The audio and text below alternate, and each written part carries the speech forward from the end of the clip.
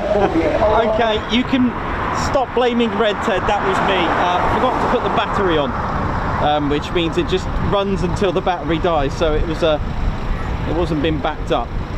There we go, we're back on, so that's good to know. It wasn't anything, well, I hope it wasn't anything serious, so just the battery. I don't know what it's going to be like on not a lot of battery. We're going to find out. We'll see what happens.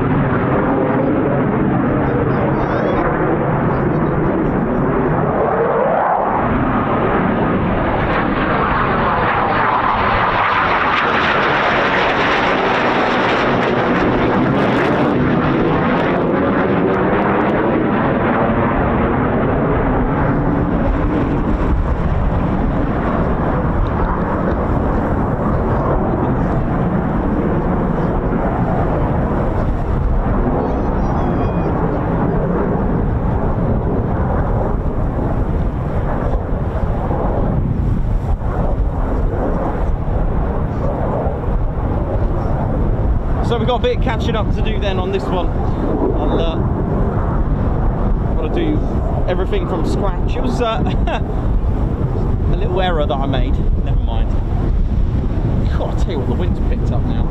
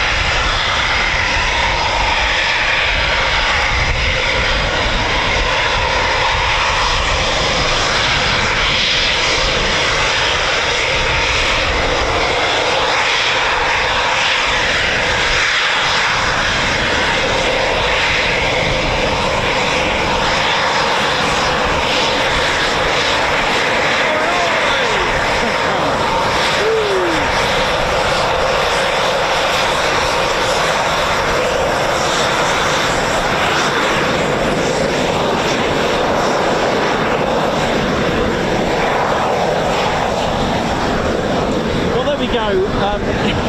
It was human error that led to that. It wasn't anything. So I can only have myself to blame by not turning the power on, which meant it was just running freely until its own battery died. My external batteries weren't plugged in, or at least weren't turned on. So that is some relief in some ways. It wasn't anything serious, so that's good in a way, and yeah, comical in another. But there we go, these things happen. To be honest, it's been a while since I've done that. I've done it before, and so at least you get an idea how long it'll last before you know, if I didn't turn anything on. So yeah, Nikos, turn on the battery. So we can stop blaming Red Ted. You can blame me for that one. Just literally a complete human error, but just by not turning on the battery. There we go. So we've got a bit of catching up to do. So ladies, gents, teddy bears, welcome to 10HQ, and don't forget to hit that like button and of course subscribe. Let's start climbing. Your guards marches are fine. I've got them saved thanks to the spanner flight for that. Yep, that's all good. Yeah, so don't worry about the guards marches. I've got them. I've got a screenshot. So the battery's on. I don't know what it's like on this system when the battery is trying to charge, so we'll see what happens. All right, should be all right. If not, at least we get to know. To learn something is to do something and see what happens. So there we go. It's a trial stream now. This is a test stream, but all is good. It should be all right. There we go, welcome, and I'll get Ted back on. Ted, intro, mate. We've got to do another intro, Ted. Yeah, no, we're not finished yet, Ted. Normally you do this at the end, I know, mate, but no, we need another intro, mate. You are, that brush is beautiful. Look at Ted there now, all fluffy, and look at him, like a new bear.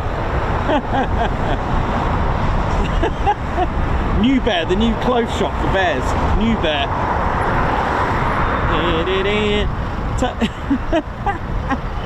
Oh dear. Uh-oh. Oh no. Oh, beret down, beret down. Oh gosh. It's one of these days already, isn't it? PRT. Beret, thank you very much, Gucci man.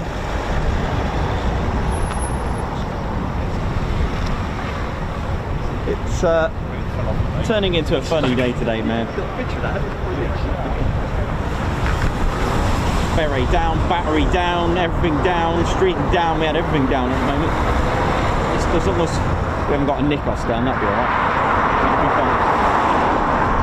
Welcome to RAF Coningsby once again. Look, we got 5 streams this week now because of that.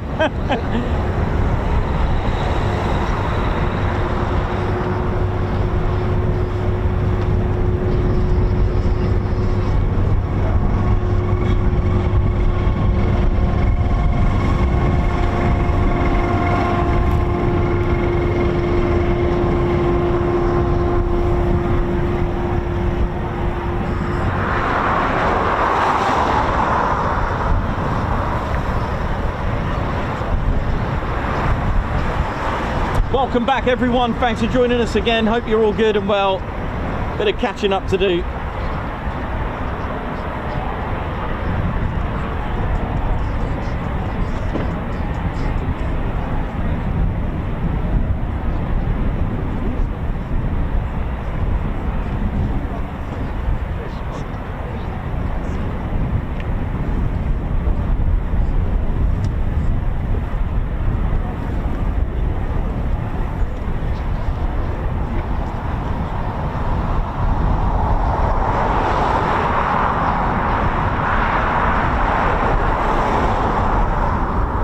I think they're using the TACAN being up that high, or they could be just doing some laser target in here.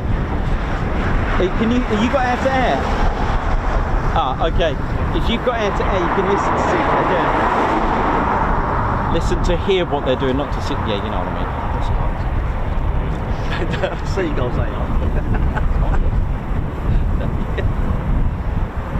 Seagulls,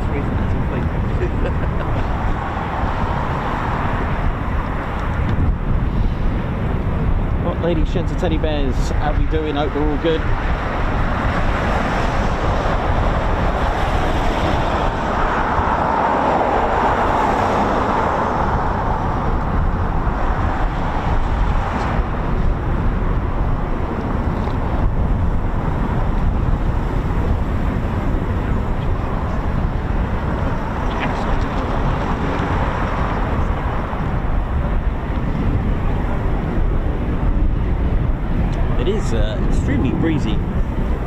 careful, mate.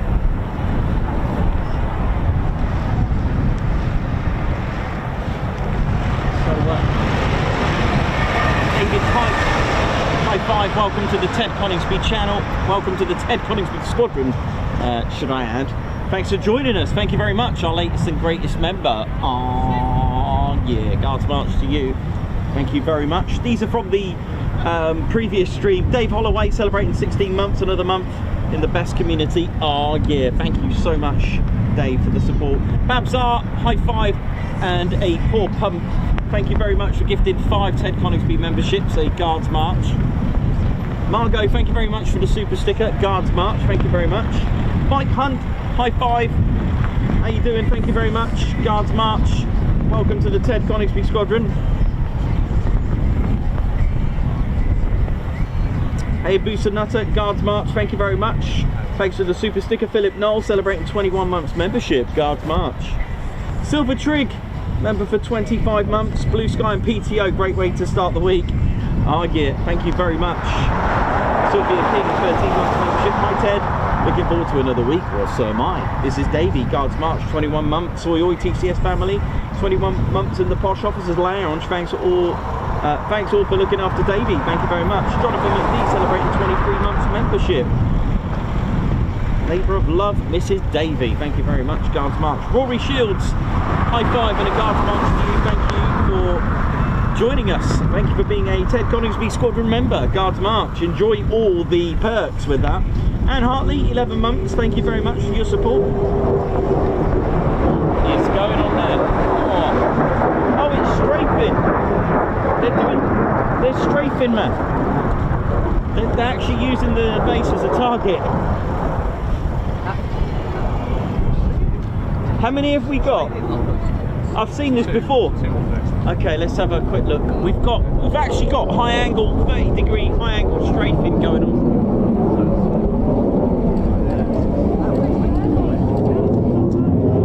Wow. Right, let me know if you can see it. This is amazing. I've seen this before, and if you listen on comms, you can actually hear what they're looking for. Okay, I'll wait for him to come round. And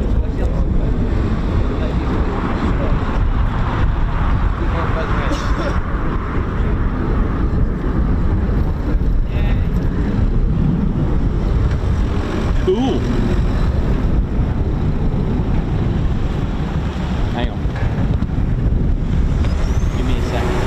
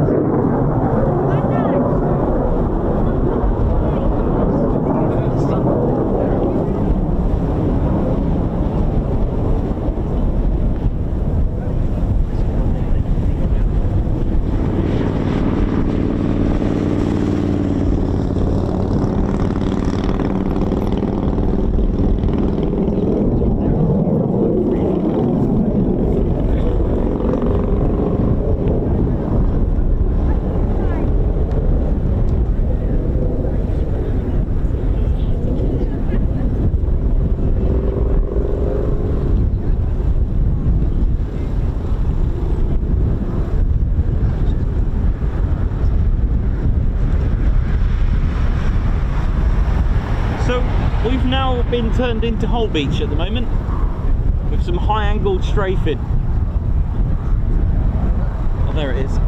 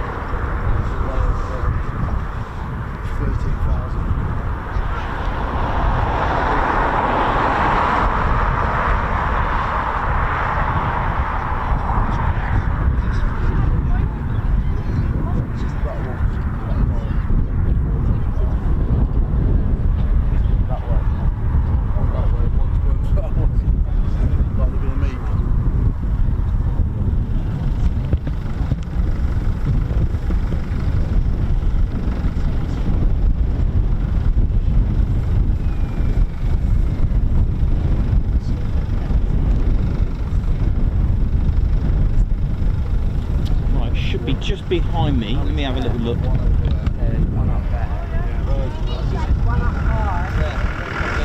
Oh, here we go.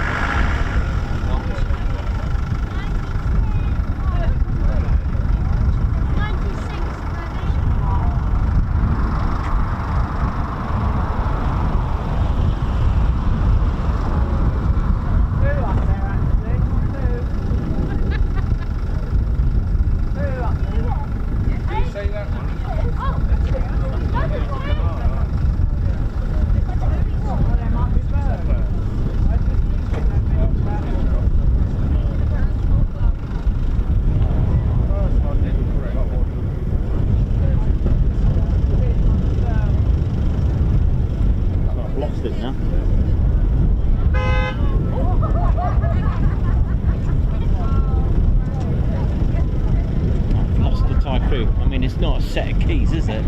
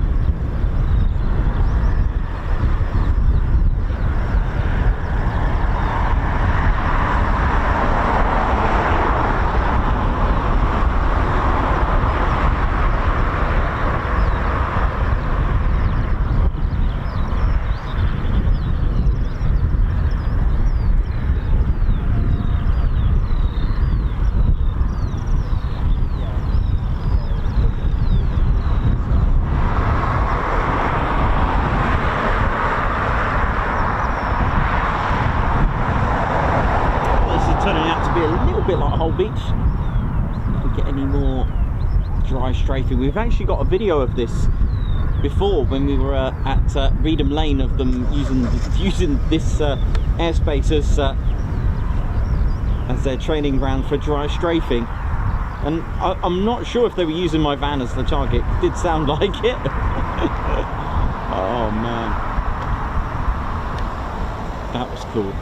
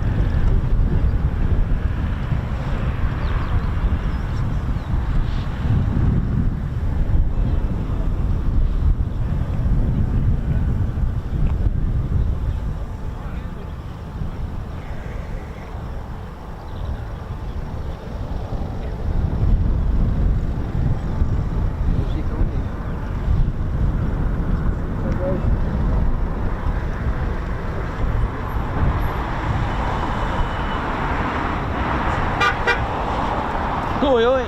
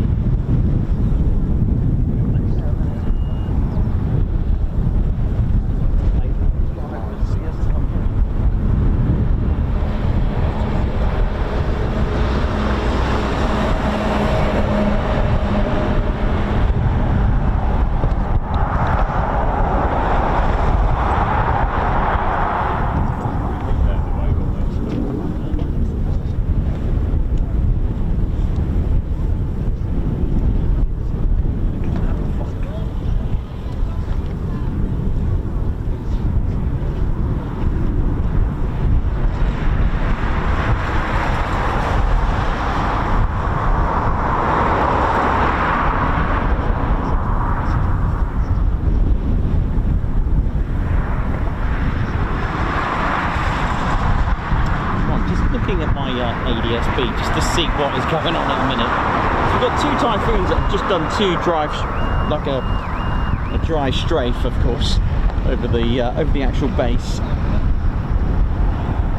Again, same principle applies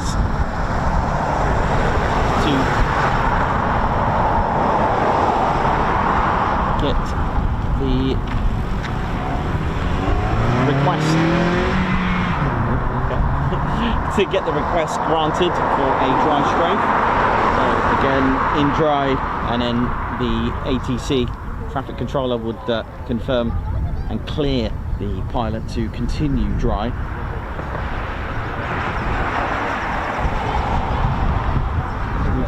We've got two ships just in the distance now.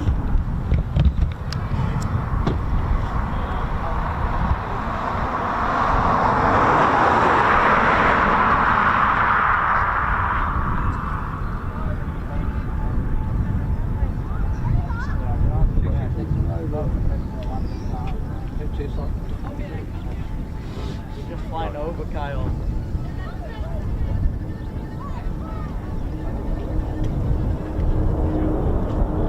No.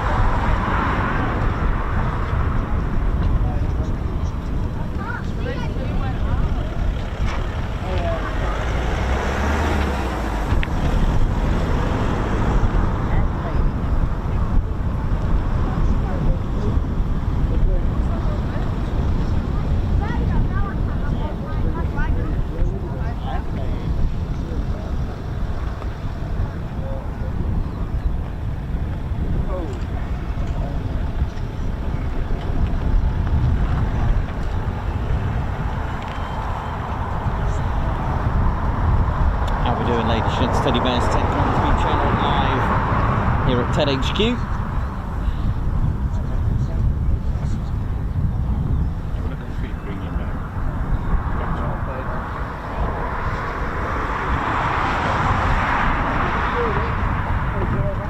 Yeah, man. No walking yet. Do you want a coffee from up the road? Oh, I'd love one, man. Yeah.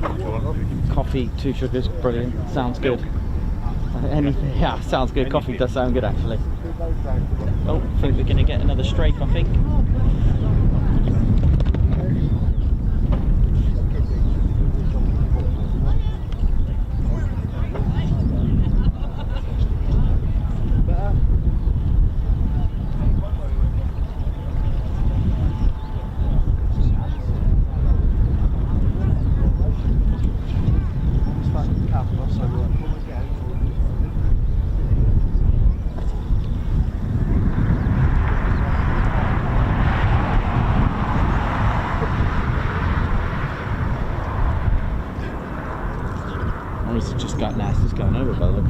Okay, fair enough. Keeping us in suspense and on our toes.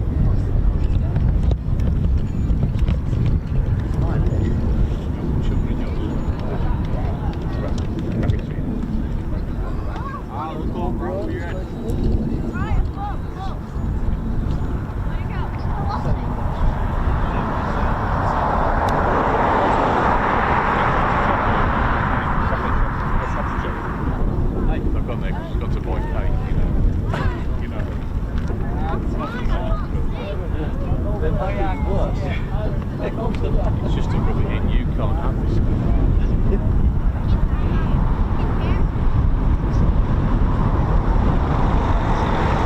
you're doing a lot of laser stuff actually then, aren't they?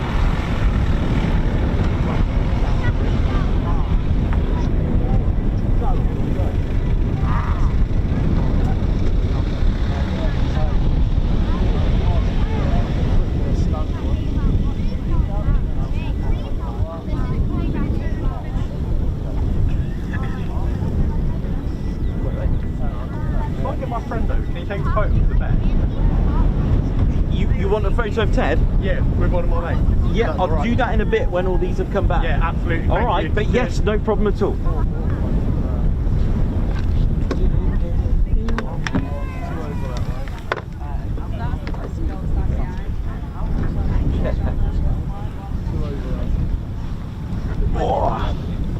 How are we doing, ladies, gents and teddy bears? Let me just swap the battery over on the camera so I don't forget. So you've all heard I'm changing the battery. Oh man, that was funny. It happens. I've done it a few times. It happens, eh?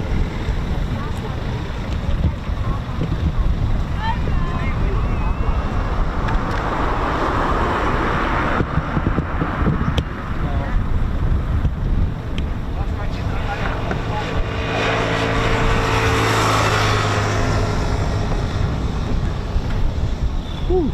Right, that's done. So that's okay.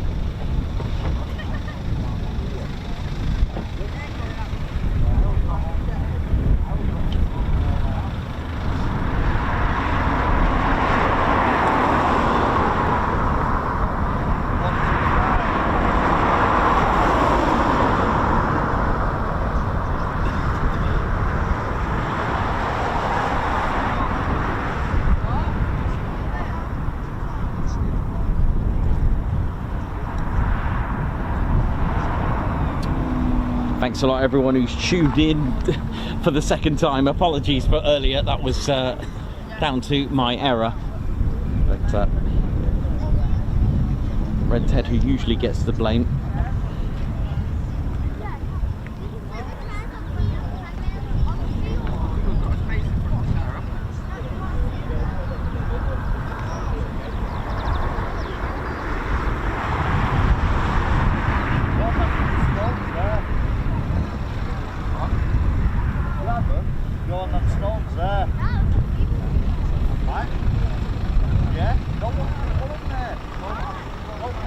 Go on.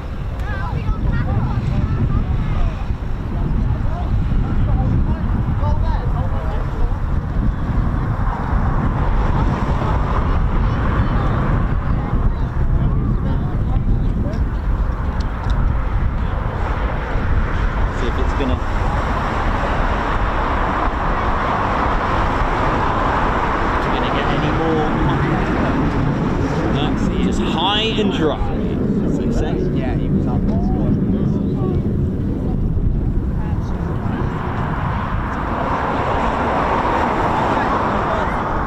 I suppose with aircraft coming into land, maybe they're on hold for a little bit.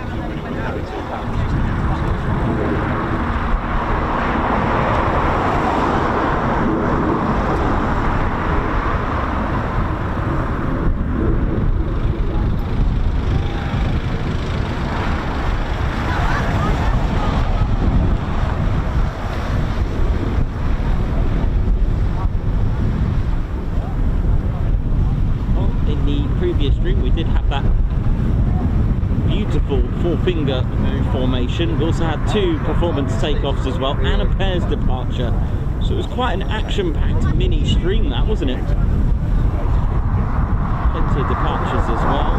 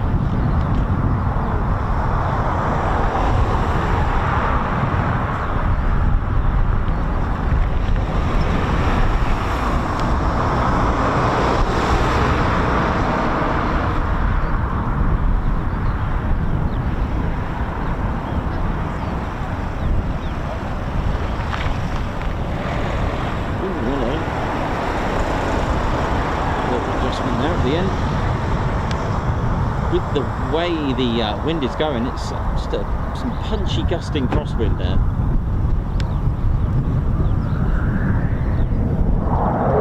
Touch and go.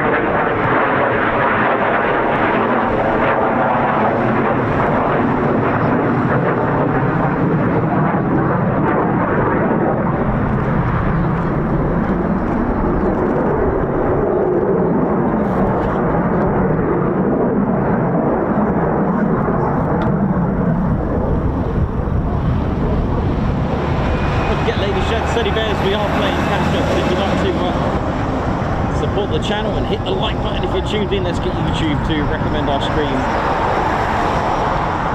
Smash that like button. Let's try and get 1,000 likes. I'm not sure what the other stream got.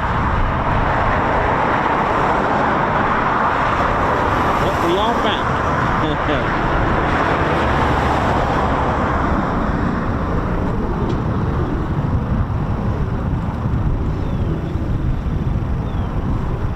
We've had plenty of typhoons depart today.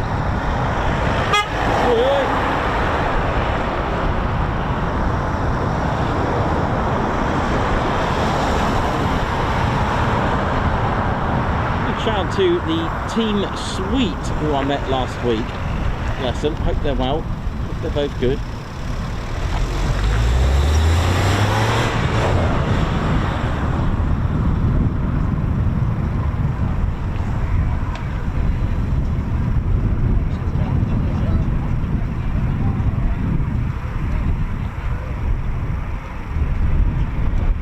Another circuit coming up. Lots of circuits.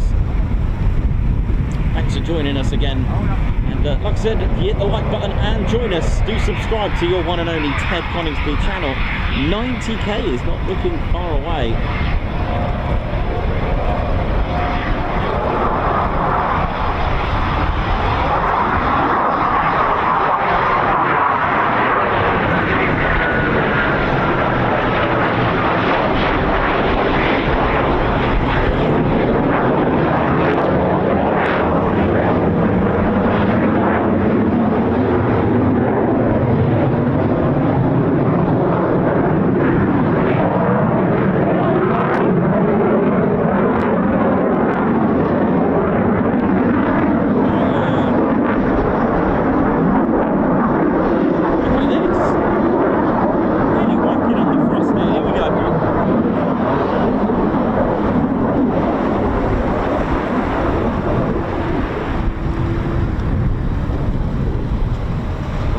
Shifting now.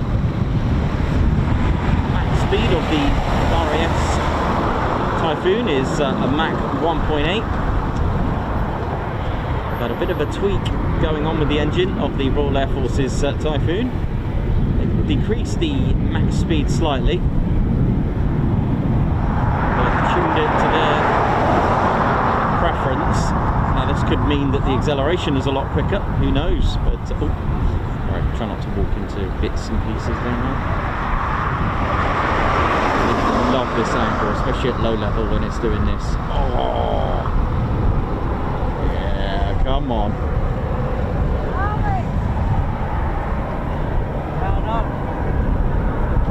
Yeah, they just look mean, don't they? They look good, they're aggressive, they're very, I mean, you can't underestimate the Typhoon.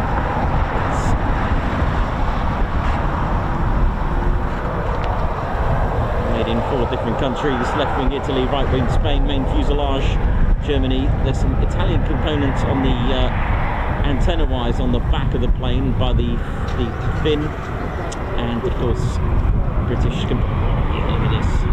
Rolls-Royce, Britain, Leonardo as well. Software, BA Systems, engine, Rolls-Royce. What more do you need, isn't it? Hey? Oh.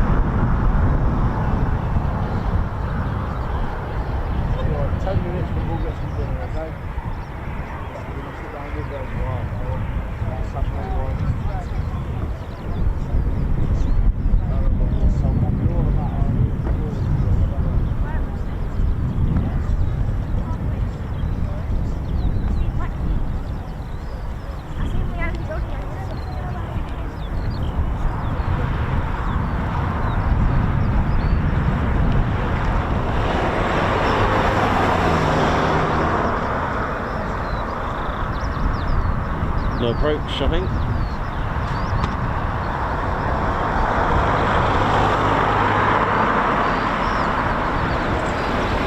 Maybe not.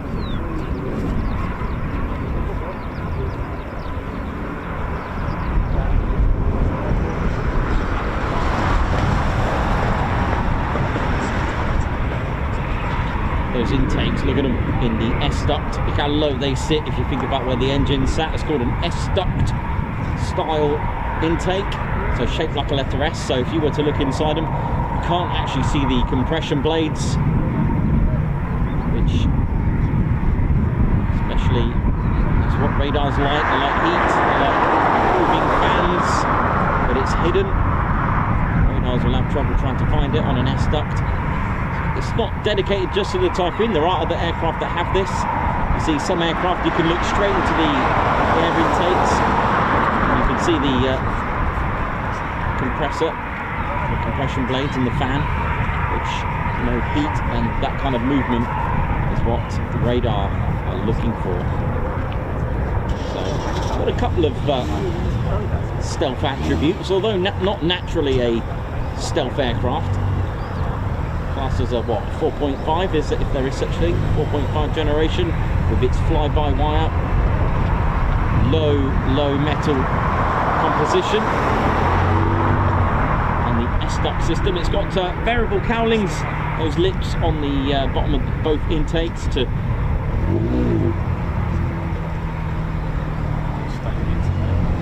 Who's getting attacked by this? To control and manage the air coming in. It's also got a boundary diffuser, splitter boundary just above the intakes to divert air away to not get too much air from going supersonic. What I didn't mention before, because it's I have forgotten. Actually, before I go into detail, let me just check if there's any more Typhoons.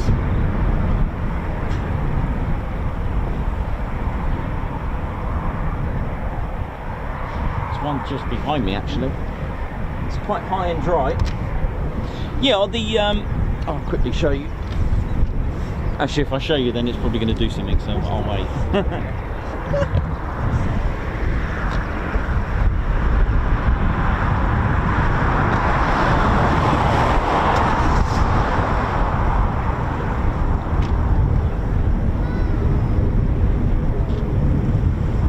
No, just gone straight through.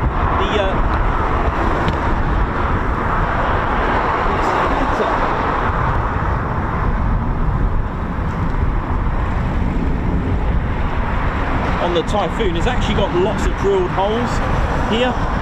So this is the diverter, the boundary layer for the engine to get rid of excess air when going supersonic. And it actually has lots and lots of like drilled holes here on this piece here. The Typhoon's arrived here with number 17 Squadron, 19th of May 2005. 17 Squadron are still going. They actually fly the test and evaluation squadron for the F-35B, and they're based in America. They're based at Edwards Air Force Base.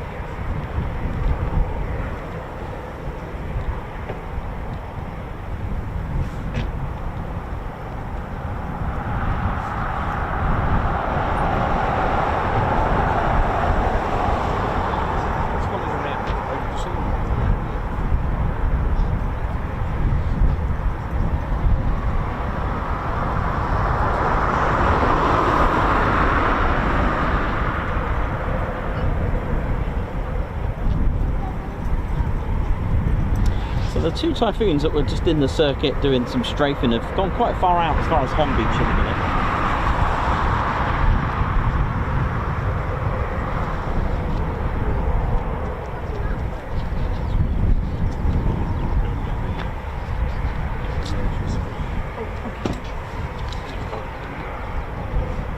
You should guard this space. You can put the pocket chair there if you want. It's like me. Sorry, mate.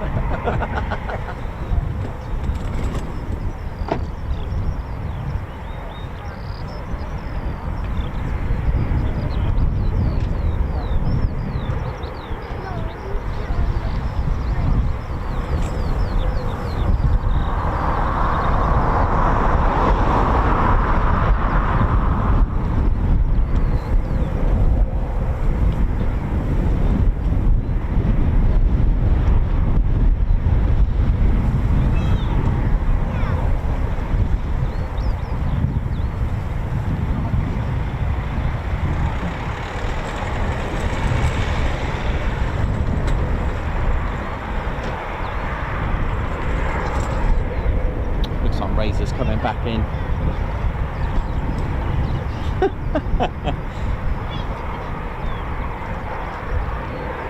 Yeah, it is. I know it is, I know. Tim Gooch having a good time, relaxing, maxing out, footing around. Dee-dee-dee. So, thanks to Simon Watchond on the coffee delivery. Okay, 2 ship coming up. Here we go, just above tower, I think it was. Where are they? You know when you see the 2 dots and then you lose them? Here they are. No, I've lost them. There we go.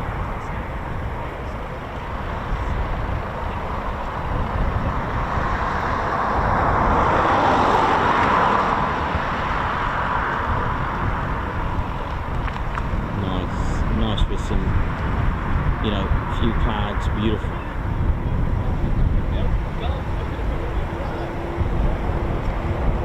Nice. Oh yeah.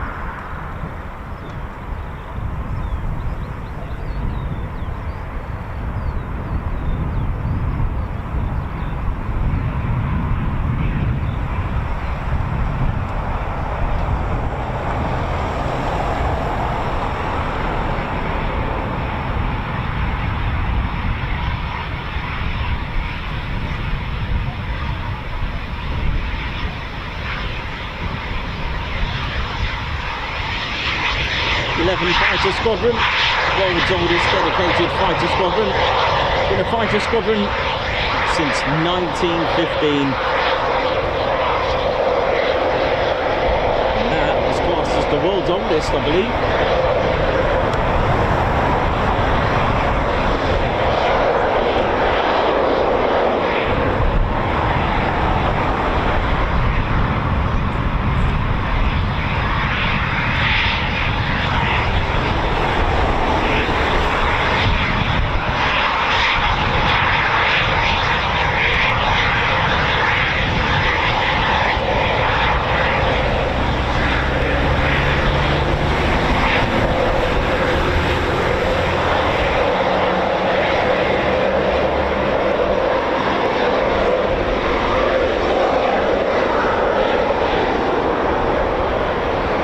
Joining us today. Welcome to RAF Coningsby TED HQ, a QRA station, one of 2 in Britain, one in Lossiemouth. That's QRA station 1 north in Scotland at Lossiemouth. This is QRA station 2 south. And of course, not forgetting Swanwick, Bulmer and High Wycombe, who actually take care of the radar side of things, who make the call between them in a process that make the call to scramble for either Lossiemouth or Coningsby, and either one will be on standby if the other one's on a QRA quick reaction alert.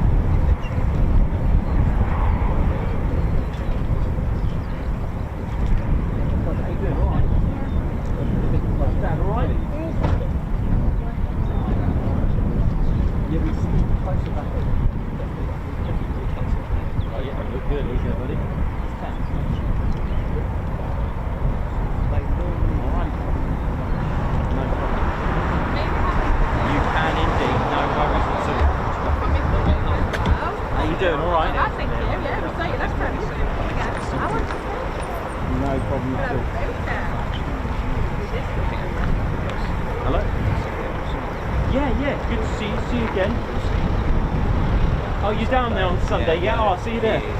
I'll see you there. Yeah, I've never been, so it'll be good fun. You too, man. Take care. Right, where are we going? Just here.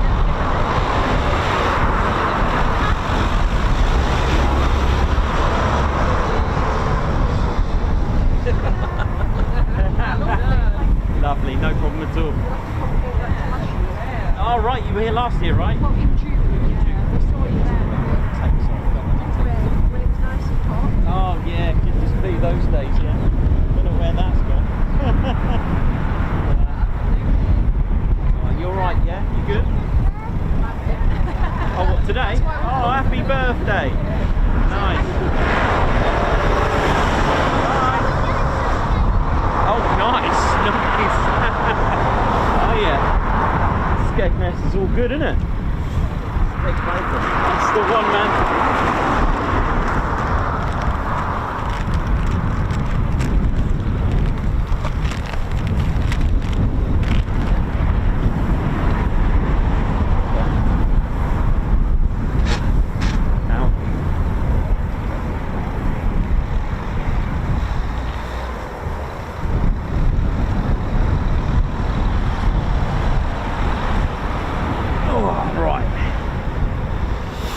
See what else we got. Hope we're all good, ladies, gents, teddy bears. Thanks for tuning in.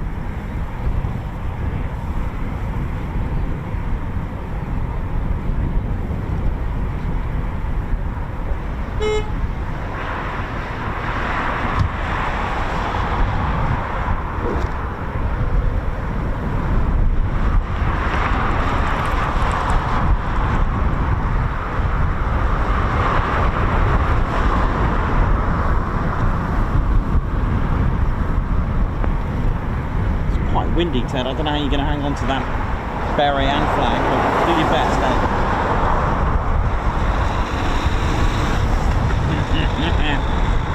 Right, hang on then, Ted.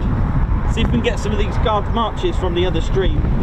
Yeah, we'll have to get rid of it. We'll have to do these without the flag. Oh my word. Probably without the beret. Yeah, beret off. Beret down. Right. Ted's berryless for these. Oi, oi. Right, let's roll this from the top. So I think we got to, let's have a look. Rory Shields, high five, guards march. Thank you for joining the Ted Coningsby Squadron. A high five to you, thank you. Anne Hartley celebrating 11 months membership, guards march. And thank you. Joshua Brown celebrating 7 months of membership. Thanks to everyone, TCS family and Nikos and Ted. Thank you very much. A guards march. Keith Smith, guards march. Thank you for the 10 months membership. Oh yeah.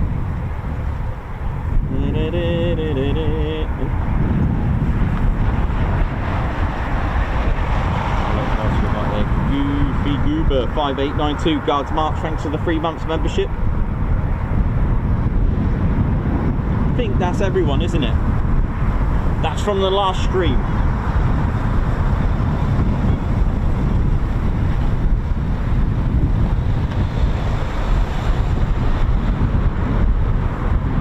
And we got a few on this one as well, which is nice. So thank you, all of you, for the support.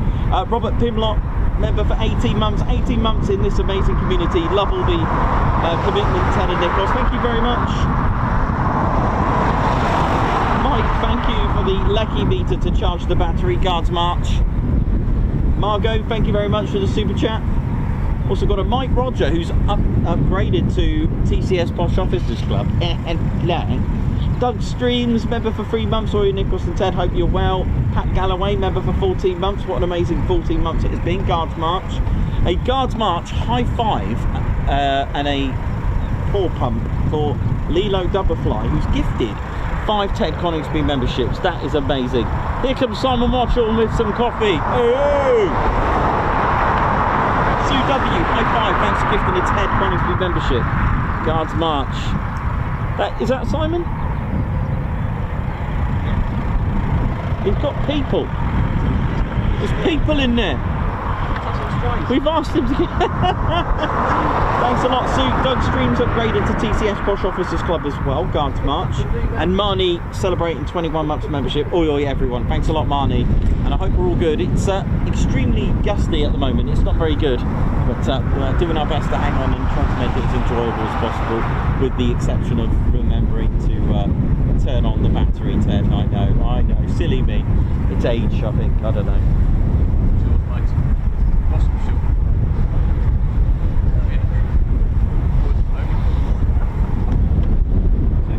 I don't know if you can hear that wind on the stream. It is quite brutal. Wouldn't want to be at whoa, what was that? Oh, how did the van door open? I was wondering what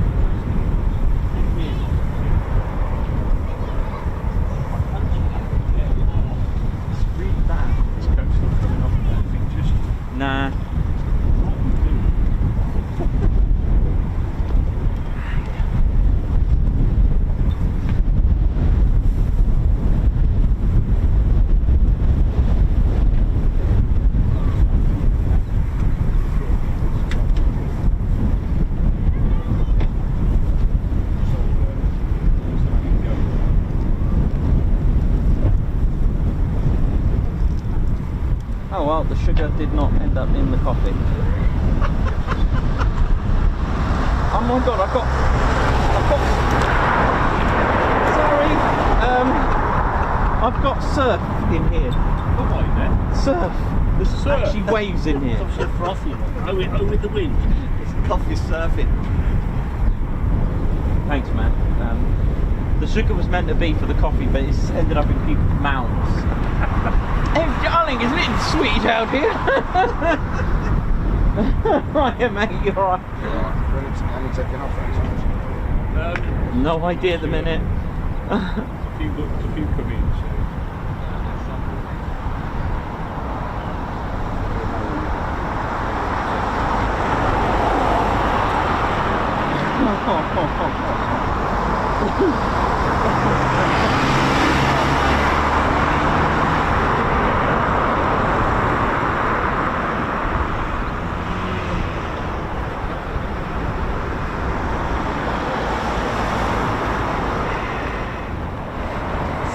Oh, that looks like a right 2 and 8. That. It's all carrying on down here. What is that?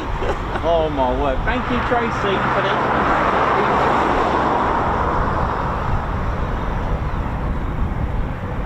It's actually making a load of waves. Yes.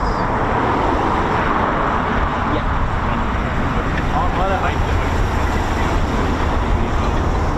That's all good.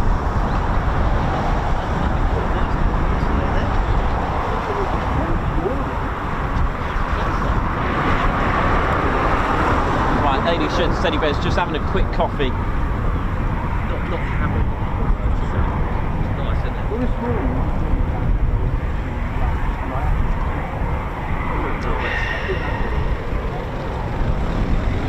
Things like that.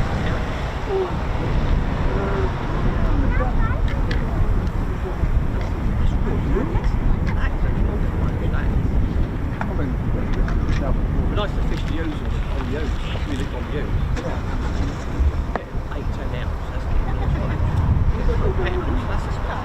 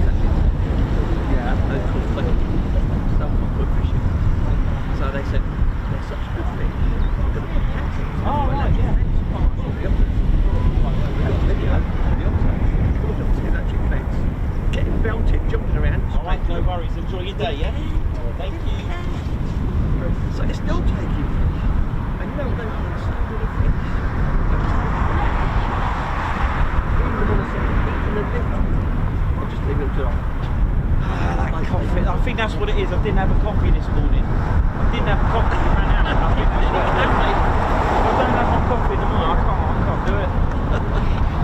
I end up being like, normal's not good for me. It's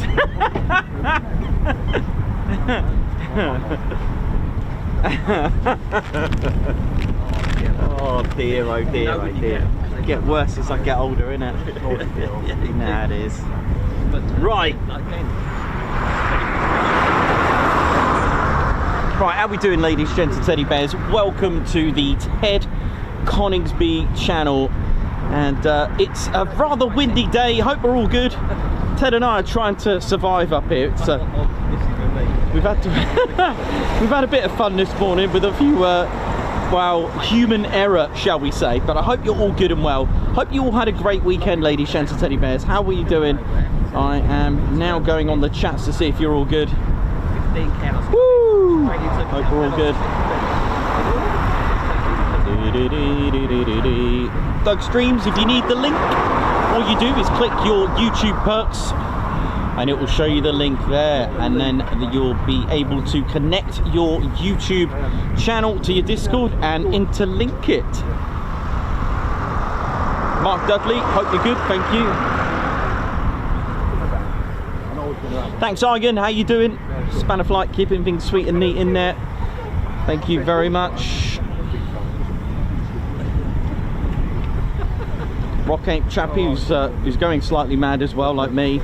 Moving house finally happened. I'm slightly, yeah, it's not the nicest things to do. I know it can be quite stressful. Got some, Should be alright to do that now. Let's have a quick photo. Oh yeah, you're right. Watching you live. Oh yeah, that's fine. Let's get. There's nothing coming in just yet that we know of, so I'll.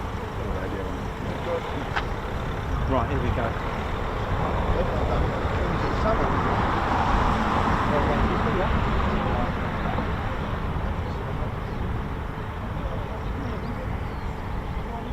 All right, no worries. Oh right, yes. Oh, okay, cool. That's good. You enjoying it? It's been great today. Yeah, it's been good fun. Good. Well, hope you have a great one and enjoy, yeah? Thank you. Ted snack box. Look at that salmon, that's beautiful.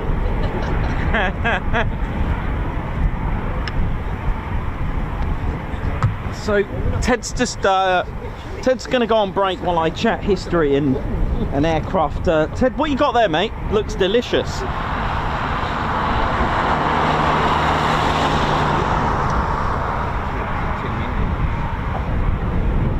Ted's got his salmon here. He's got a piece of salmon. Look at him. You enjoying that, Ted, yeah? What are you going to do? You're going to have salmon sashimi? Is it? Here's some I made earlier. Look at this, in pure, you know, here's some I made. Do you want me to hold that, Ted? Are you sure? Okay, mate, here you go. Look at this feast. Look at that salmon sashimi right there. You happy with that, Ted? Yeah? Okay, mate, off you go. He's gonna have a good time with that, I'm sure.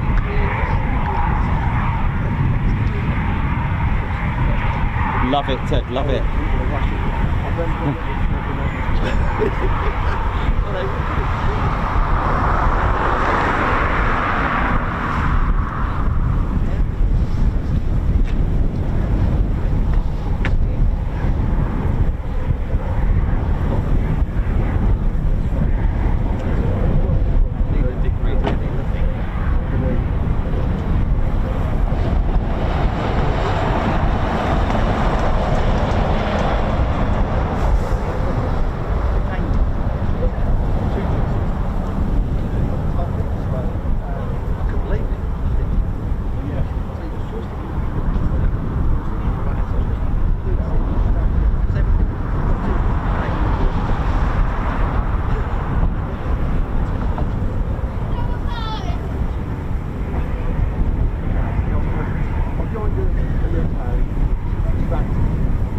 How we doing, ladies, gents, and teddy bears? Hope we're all good. I've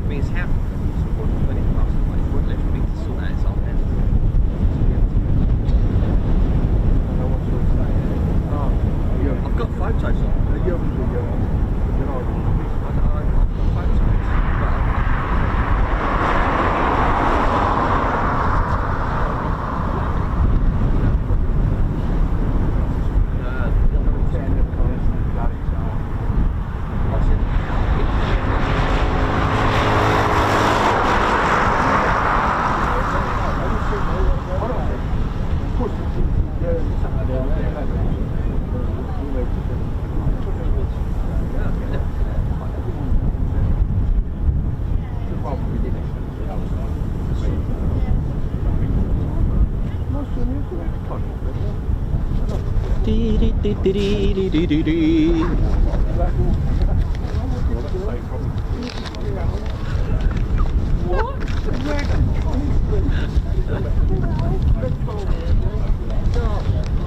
How's everyone doing, ladies, gents, teddy bears? Hope we're all well.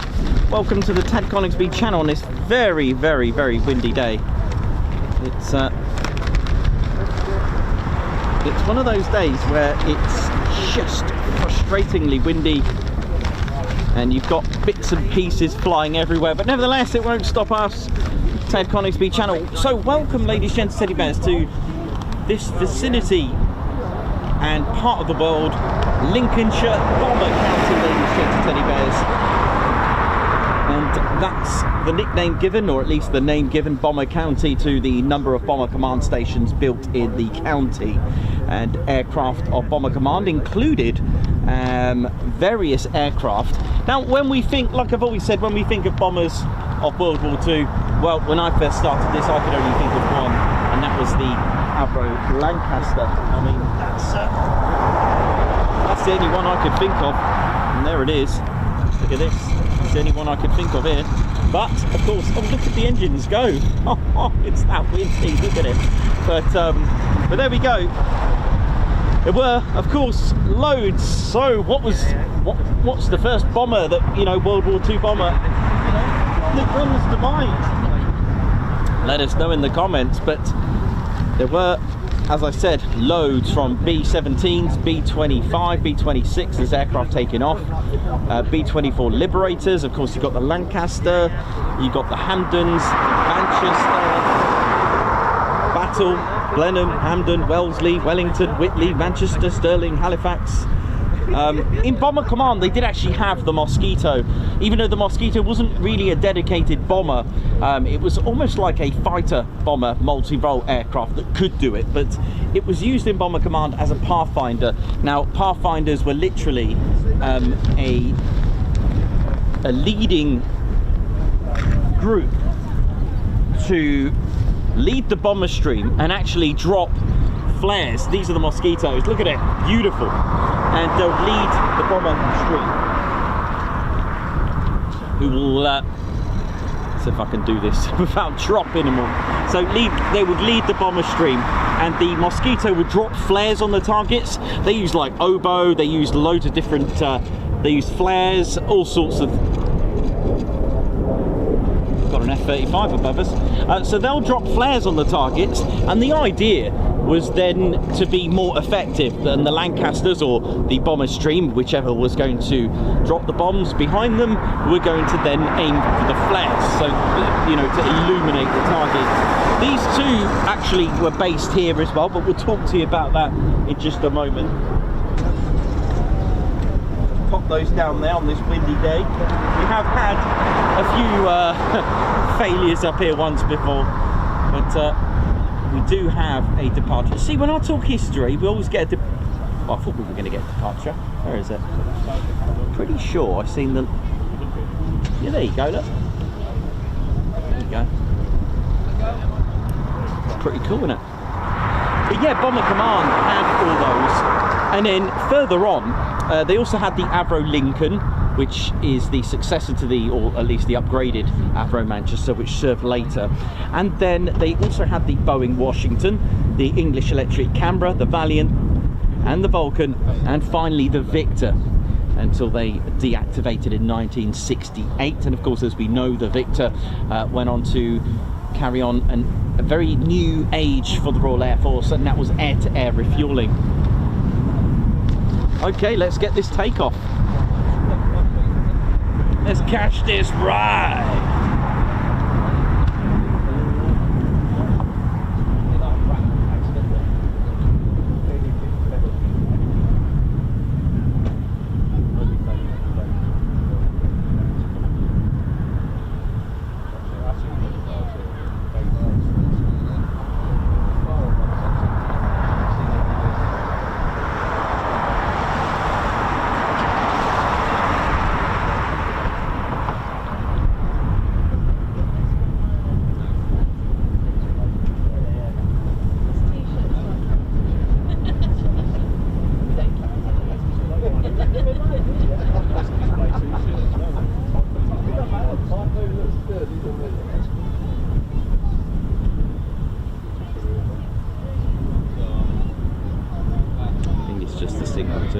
Here we go. Come on, send it.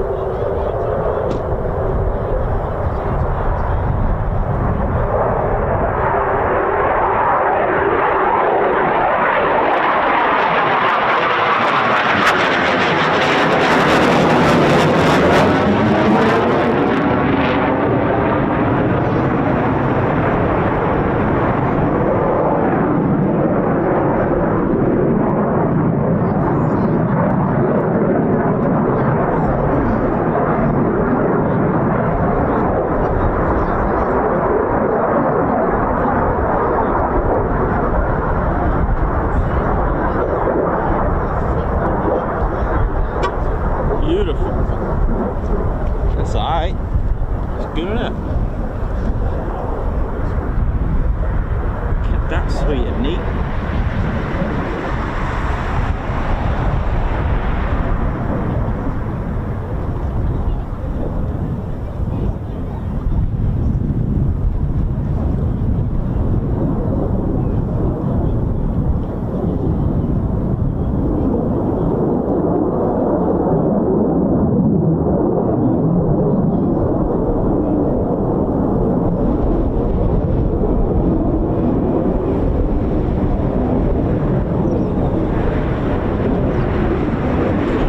I don't know what it's like all the way up there. I bet it's even more choppy up there.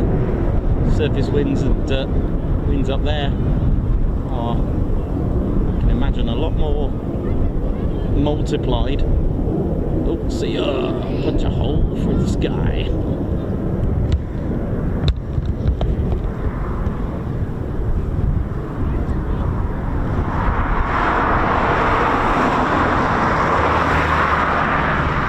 So yeah, plans began with Coningsby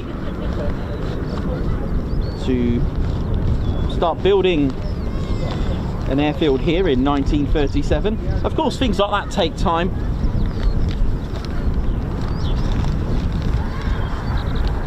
And finally the land was purchased and by the Air Ministry. And there was around 8, I think it was 8 in total. In fact, the formation of Bomber Command, Fighter Command, Coastal Command all happened in 1936. There were a total of 8 Bomber Command groups that formed with their HQs, and Coningsby was controlled by number 5 group. Now, interestingly, 5 group initially and originally formed at RAF Mildenhall on the 1st of September 1937, but a month later moved to Grantham at St Vincent's Hall in Lincolnshire. Now, Coningsby was constructed with grass runways and built a year after World War II, and it was finally completed on the 4th of November 1940. February 1941, it was 106 Squadron with their markings Zulu November, who were the first residents at RAF Coningsby, with the wonderful Handley Page Hamden.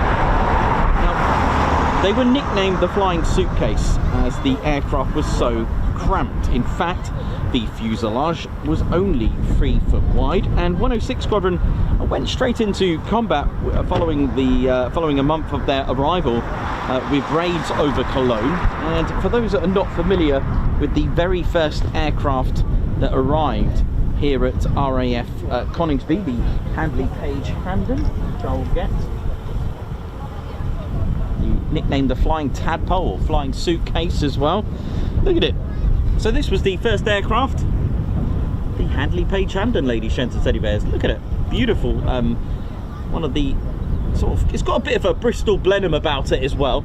There was another variant that was quite hard to spot. I think it had the Napier Dagger engines, and it was called the Handley Page Hereford. It just had different engines but was dedicated to different names. So 106 Squadron then arrived here. A lot of these took part in the 1,000 bomb, in fact nearly everything took part in the 1,000 bomber raid on Cologne, and that's what 106 Squadron did straight away with raids over Cologne, ordered by Air Marshal Harris. Now, the Handley Page Hamden had a crew of 4 with a length of 53 feet and a wingspan of 69 feet. So the Lancaster had 102 feet, just to give you an idea of the difference there. And powered by 2 Bristol Pegasus 18 engines. Now, they were 9-cylinder air-cooled radial piston engines with 1,000 horsepower each, with a max speed of 247 and a service ceiling of quite a comfortable 19,000 feet for a twin engine bomber. We're producing 1,000 horsepower each, which isn't too bad. It did have guns, had a fixed forward firing cannon there, a gun, the M19 19 Browning machine gun, and 3 to 5 Vickers K machine guns as well. Bomb load, just £4,000, and like I've been sort of studying, tactics, and when to, how things evolved, how a world war can advanced technology, really extremely quick. I mean, it was introduced in 1938, so just before, a year before the start of the Second World War, sorry. Its first flight was actually on the 21st of June 1936, and it did get retired in 1943. And the reason is really, you know, things advance, and, you know, there was a design, production and a demand for a more powerful bomber in the end, from one bomber to the next, like the Wellington bomber, like the Avro Manchester. Things what needed to be better, because your opponents are better, you need to be better, and it's almost like keeping up with the Joneses, and it's almost like the Spitfire 109 story. And, you know, the Air Ministry wanted, you know, they would ask to get a 4-engine version. But anyway, so we started off with this anyway. The 106 Squadron arrived here with the Handley Page Hamden. Like I said, just a 4,000 pound of bomb load. It could also carry an 18-inch torpedo or mines, by the way, you know, for carrying out mine or gardening, shall we say, gardening. If you ever see a bomber with markings of just under the cockpit of its mission markings, if you see like almost looks like a parachute with a box, that was gardening, and that would drop mines, and that would cause a right headache for you know, the fleets and the ships going out at sea, so they'd have to sweep them, sweeping the mines at sea, again disrupting movements. Anyway, April 1941, RAF Coningsby had 2 squadrons, so joining 106 Squadron was 97 Squadron, and they were operating the Avro Manchester. Now, don't have a Manchester, but what I do have is a Lancaster. Now, why am I holding up a Lancaster? Well, there we go. Let me just show you the problems here that we had with the Avro Manchester. In fact, it ran into a series of problems. You can hear my engines going. It's quite windy, isn't it? Let me just brighten that up a little bit. So 97 Squadron arrived with their markings were OF, Oscar Foxtrot. Now, there you go. The Avro Manchester, the Mark 1, not the 1A, looked like this. All right, it almost had the Lancaster in the making. With the exception, the Mark 1 had 3 tails. It had 3 fins, shall we say, and it almost had like a Vickers Wellington tail, along with the traditional H of the Lancaster. It was 90 foot in total, so not like the Lancaster just yet, but it run into a few problems. You see, Roy Chadwick and his men and his crew were struggling with the engine, and by all means, it was at first on paper a very powerful engine. In fact, it had 1,700 horsepower, 2 of them. It was a twin engine bomber, so it looked like this, almost had the shape. In fact, the Mark 1A, they did away with the third stabilizer, the middle one, and just stuck to the H twin tail configuration. All right, so what was the problem? Well, the problem was down to the engine. In fact, there was so many problems with it. It was the ball bearings were overheating, and it would cause a lot of engine problems. There was also problems once you start to get problems with your engines, your propellers started to feather. There was issues with the propeller, but more seriously were the engines itself. They were the issue. So it was almost a Lancaster, and it ran into a series of problems where there was so many losses with the Avro Manchester. In fact, when they produced, I can't remember the exact number, it was just over it might have been 202. The Air Ministry pulled them out of production because there was so many losses. I've read so many stories about pilots just literally sacrificing themselves, getting their men to bail out so that they can save the men, and also try to divert the Manchester from crashing into civilians, etc. So this was a major problem. But the problem is, you're probably thinking, why was it put in? But it was put in, you know, they needed something with, you know, better payload, and it did. If we have a look at the payload of the Manchester, so don't forget the Hamden the Hampden had, what was it, 4,000 pounds. Now the Manchester Mark 1, the payload on that, it was a lot faster, 265 miles per hour. Service ceiling just slightly over than the Hampden. It was 19,200. It was just a little bit more, but the payload was more, it was substantial. It was 10,350 pounds of bombs. So this was good for the bomb load, but the problem was the engine trouble. Okay, so it was forced into combat. I mean, what did we have? We had the reliable Wellington bomber, which was great, but we needed something better. However, the Vickers Wellington actually went on to have a very good career, even though it had just the 2 engines. It had a very successful career. In fact, it was the most produced RAF bomber of World War II, was the Vickers Wellington bomber. 11,400 plus, produced into 16 variants. So what did they do? They pulled these out of production, and 106 Squadron were actually upgraded to the Manchester just before the production, and they actually switched. They started to do operations with the Hampden because it was more reliable. I mean, it's all very well going into the battlefield, but if you haven't got a reliable aircraft, you're making it even worse for you. So this was the problem. So instead of Roy Chadwick, instead of actually trying to fix and try to work around with Rolls-Royce the engine problems, they thought, you know what, can we put 4 Rolls-Royce Vulture engines? No. What they did, they stuck 4 engines, but they got Rolls-Royce Merlin engines. Less power at 1,300 horsepower, less power, and it already had the shape. So to get the 4 engines on there, they added 6 foot either side, giving it 102 feet, all right? So eventually this would come here, but not just yet. That birthday present, in fact, it even had this, the Avro Lancaster was called a Avro Manchester Mark III. It was even going to be called the Merlin Vulture or something like that, the Rolls-Royce Vulture, or they were going to call it something different, the Avro Merlin or something, but they decided on the Lancaster. And BT308, the prototype, like I said, it's already got the shape of the Lancaster. It went a little Christmas present in 1941 at RAF Waddington, and it was 44 Squadron, Rhodesia Squadron, who had a nice Christmas present at RAF Waddington 1941. They received this, a new name, a new bomber. It was indeed the Avro Lancaster, and it would come here, but not just yet. All right, it would come here, but not yet. Not yet. But what a bomber. I mean, it looks right, it flies right, as they say. Do you know what I mean? And it's, once they got it, once they received it at Waddington, it wasn't long for the Augsburg raid. They were about to send it on its first daylight raid and straight into Germany.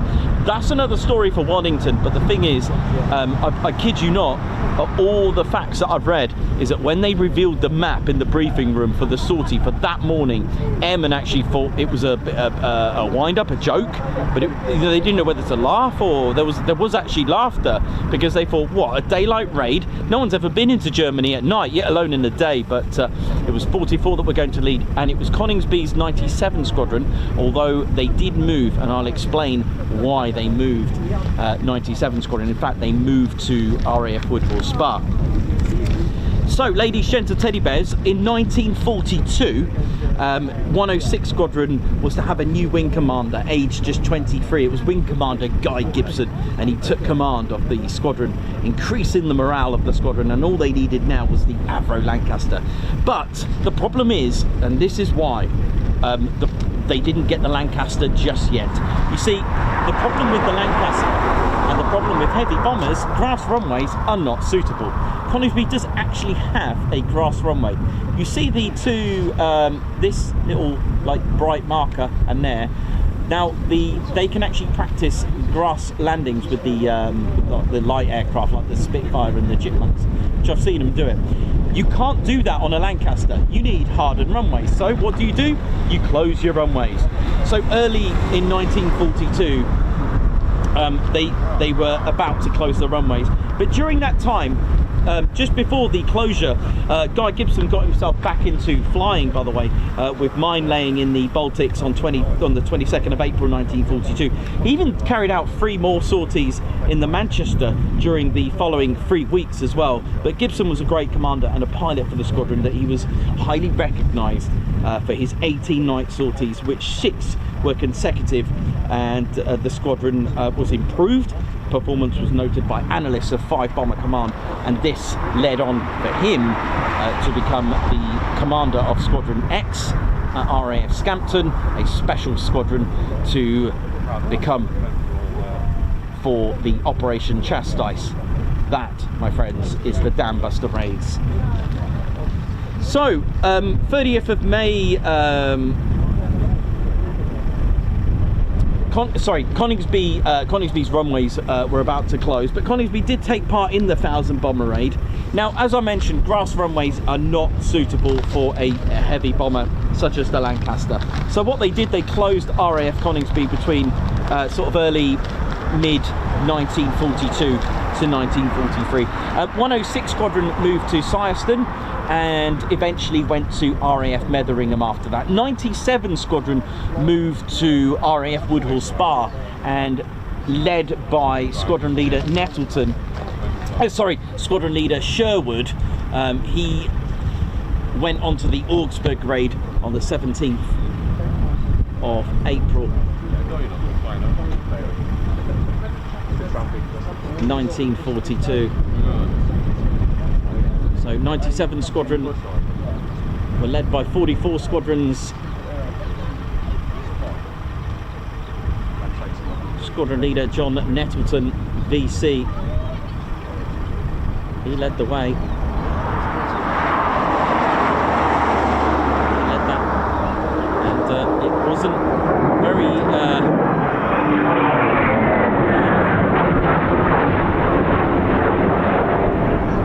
raid, you know, although it didn't go ahead very well, it was deemed a success in one aspect and saw the positivity. 12 Lancasters, 6 and 6. 6 from 44 Squadron, who took off from Waddington, and 6 from RAF Woodhall Spa, ex-Coningsby Squadron. Of the 12, 5 came back, and only 1 come back of 44 Squadron. Not one Lancaster arrived back at Waddington that night, or that day. Actually, no, correction, it was night. It was midnight and they still hadn't come back. In fact, there was a problem with Nettleton's Lancaster's compass, and ended up in Northern Ireland, and landed at Blackpool, or near Blackpool.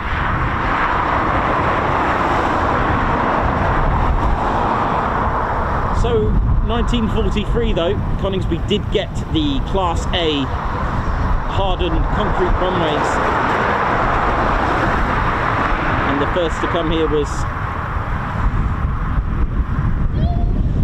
617 Squadron, Dambuster Squadron, who arrived at Coningsby in 1943. There were other Lancaster squadrons that also arrived.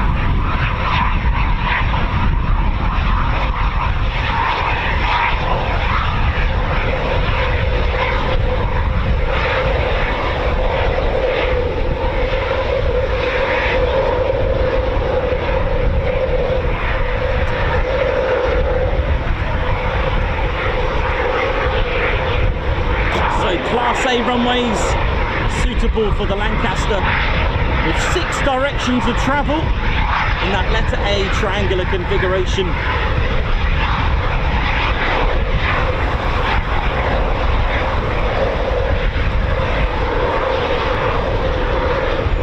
So we've had a main main runway along with 2 subsidiary runways. Good thing about having 3 runway strips in the Class A, if you have a damaged runway from wear and tear or battle, an attack, you've still got other runways to choose from. Also eliminates strong crosswinds. With 6 directions of travel, you can choose an alternative direction. As aircraft, they like to take off into the wind.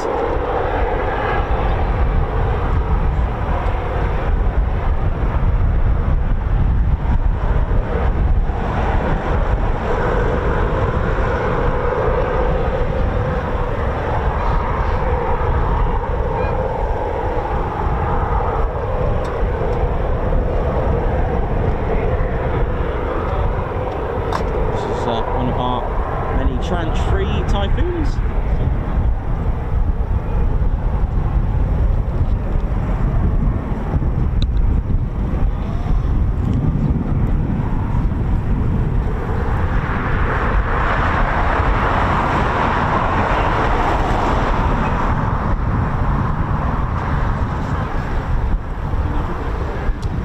Eventually 97 Squadron came back, operating the Lancasters here at RAF Coningsby.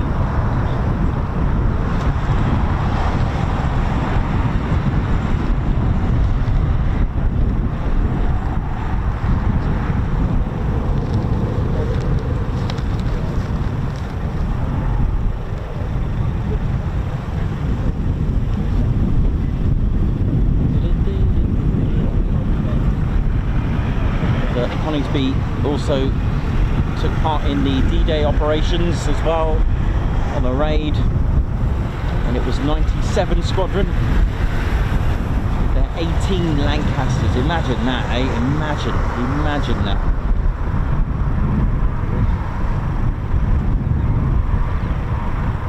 Also 619 Squadron, but also here operating the Avro Lancaster. Just a quick one for those that have spotted something a little bit unusual about this Lancaster. Yep, the top turret is missing. And look at this, £22,000 bomb, the Grand Slam. I mean, even modern aircraft might even have a bit of a, bit of a sluggish performance operating the Grand Slam. So to save weight, and they would remove the top turret. AJ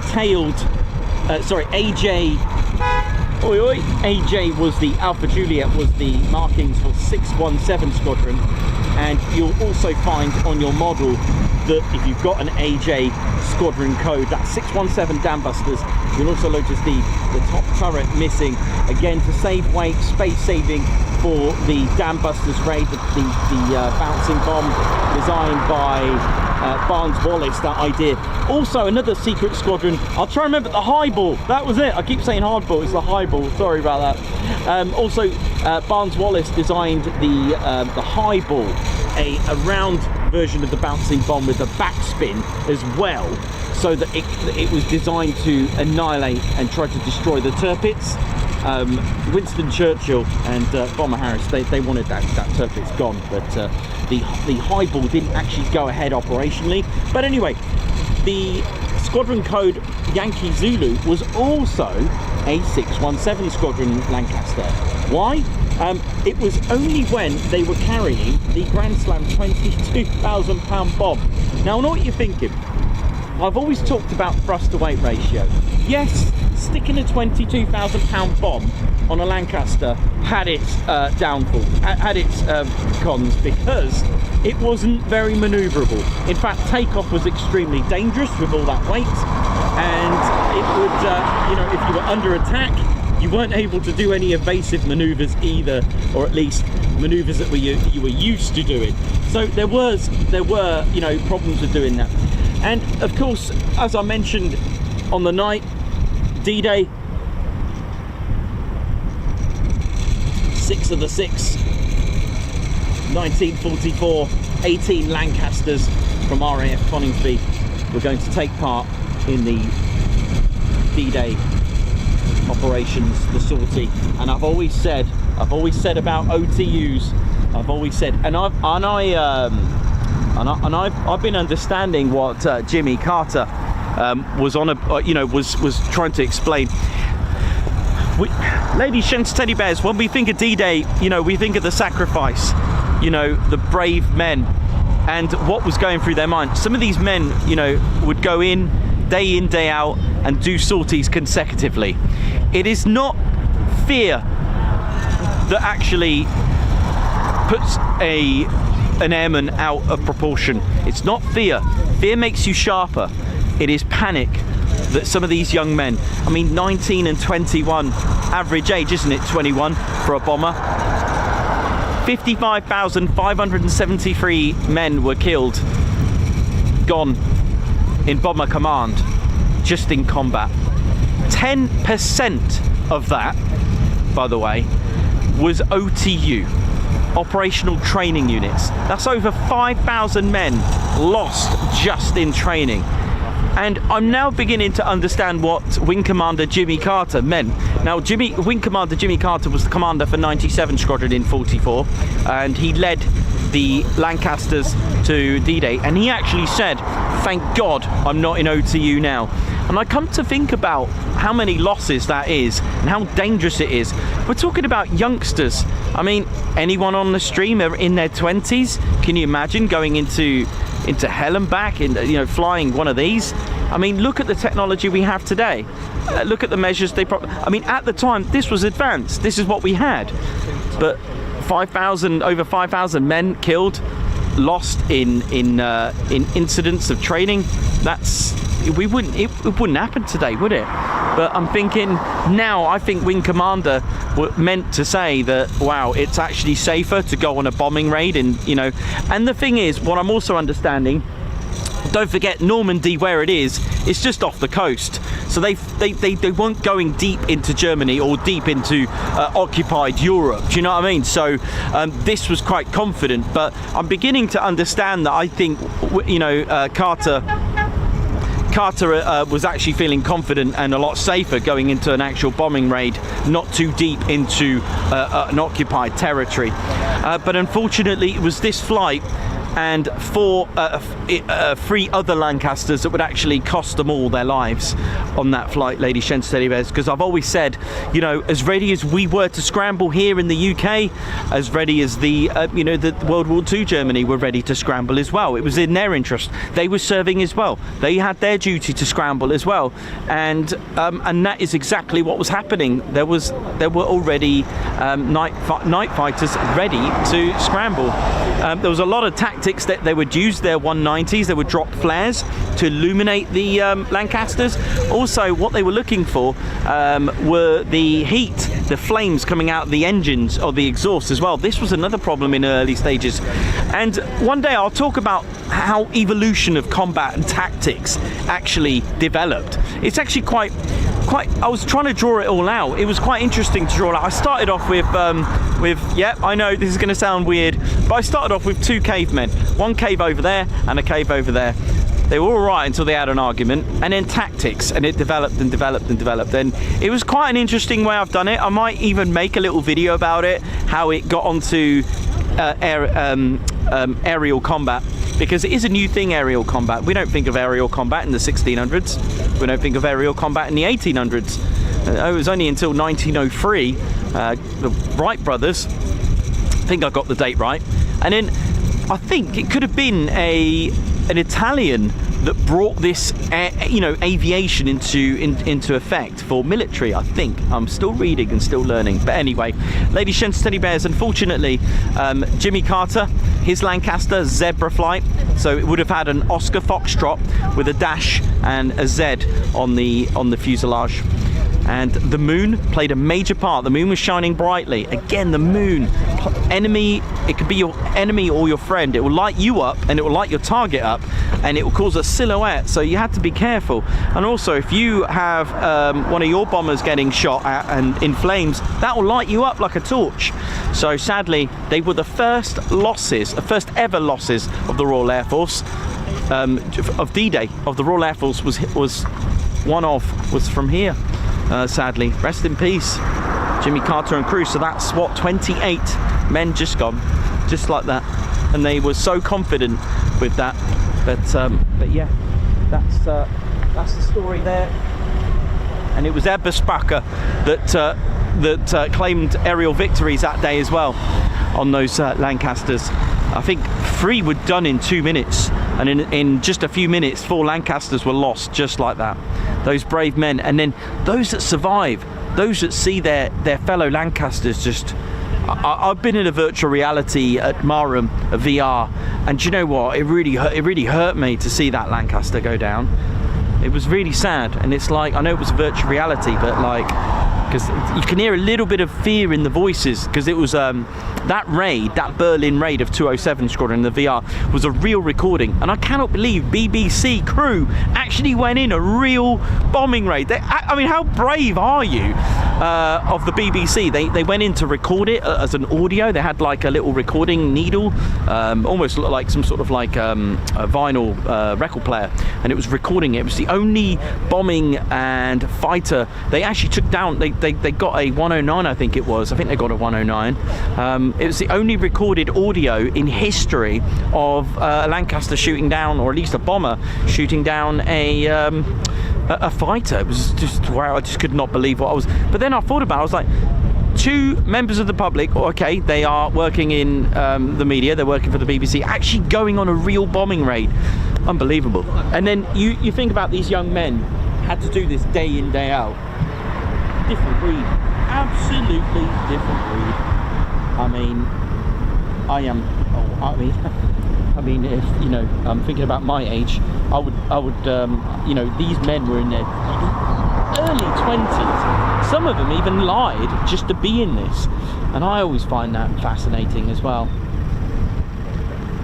Amazing.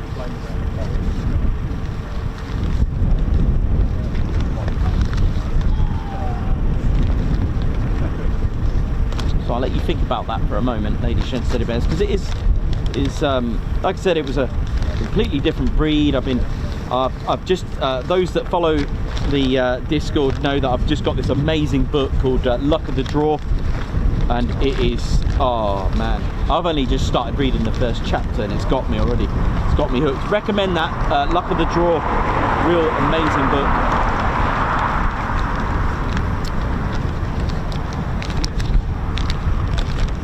So eventually it was Mosquito squadrons that started to arrive here at Coningsby. Again, more Merlin engines. Good afternoon, young man. Oh yeah, you alright? Very well, you? Yeah, you okay? How's it going, man? What are you doing here? Check you out. I'm just waiting for the penny to drop over. You're right, man. I was just like trying to hang on from the wind. You're right, man. Yeah, hello, you're right. Good. Good. How's it all going? Cool. Nice, but that's unexpected. Well, it was going to be tomorrow. Then I saw the weather forecast. It's not great tomorrow. I thought I'd do 2 in case tomorrow doesn't really work out very well. At least I got a good day today. Yeah. So that was the plan. But yeah, cool, man. Good to see you, man. So Mosquito squadron started to arrive. Look at this. Look at that. Made out of wood. Beautiful. With Merlin engines as well. And there we go. Now on the 19th of September 1944, 5 Group Bomber Command were given a bombing mission to use Mosquitoes for a mission over Bremen. Now Gibson took part in the raid, but there were lots of questions as to what happened exactly, even down to why he flew KB267 out of 657 Squadron out of Woodhall Spa instead of Coningsby. But Gibson's Mosquito completed the mission, but there were so many things I've read. I could never make it out that whether it was successful or not. And then, you know, but he did sadly come to an end.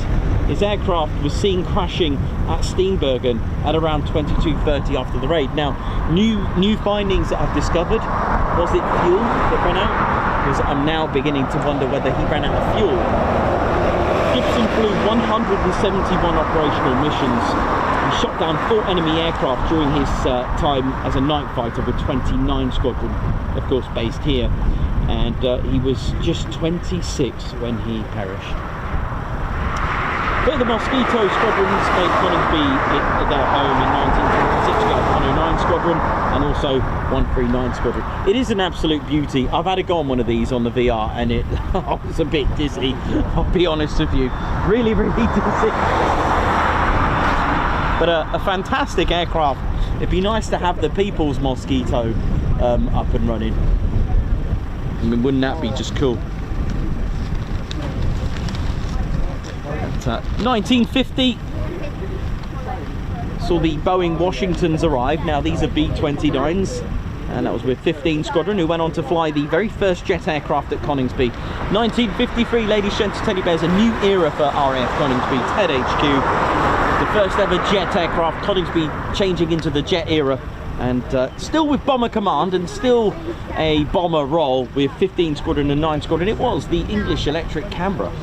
Now the 60s saw the Vulcan Force see an influx in its numbers with 9 operational squadrons during the course of the Vulcan Force, and 1962 saw the arrival of the Afro Vulcan. So between 62 and 64 we had a QRA station, or Quick Reaction Force station, with the Vulcans, if you're lucky enough to have seen them. Nice.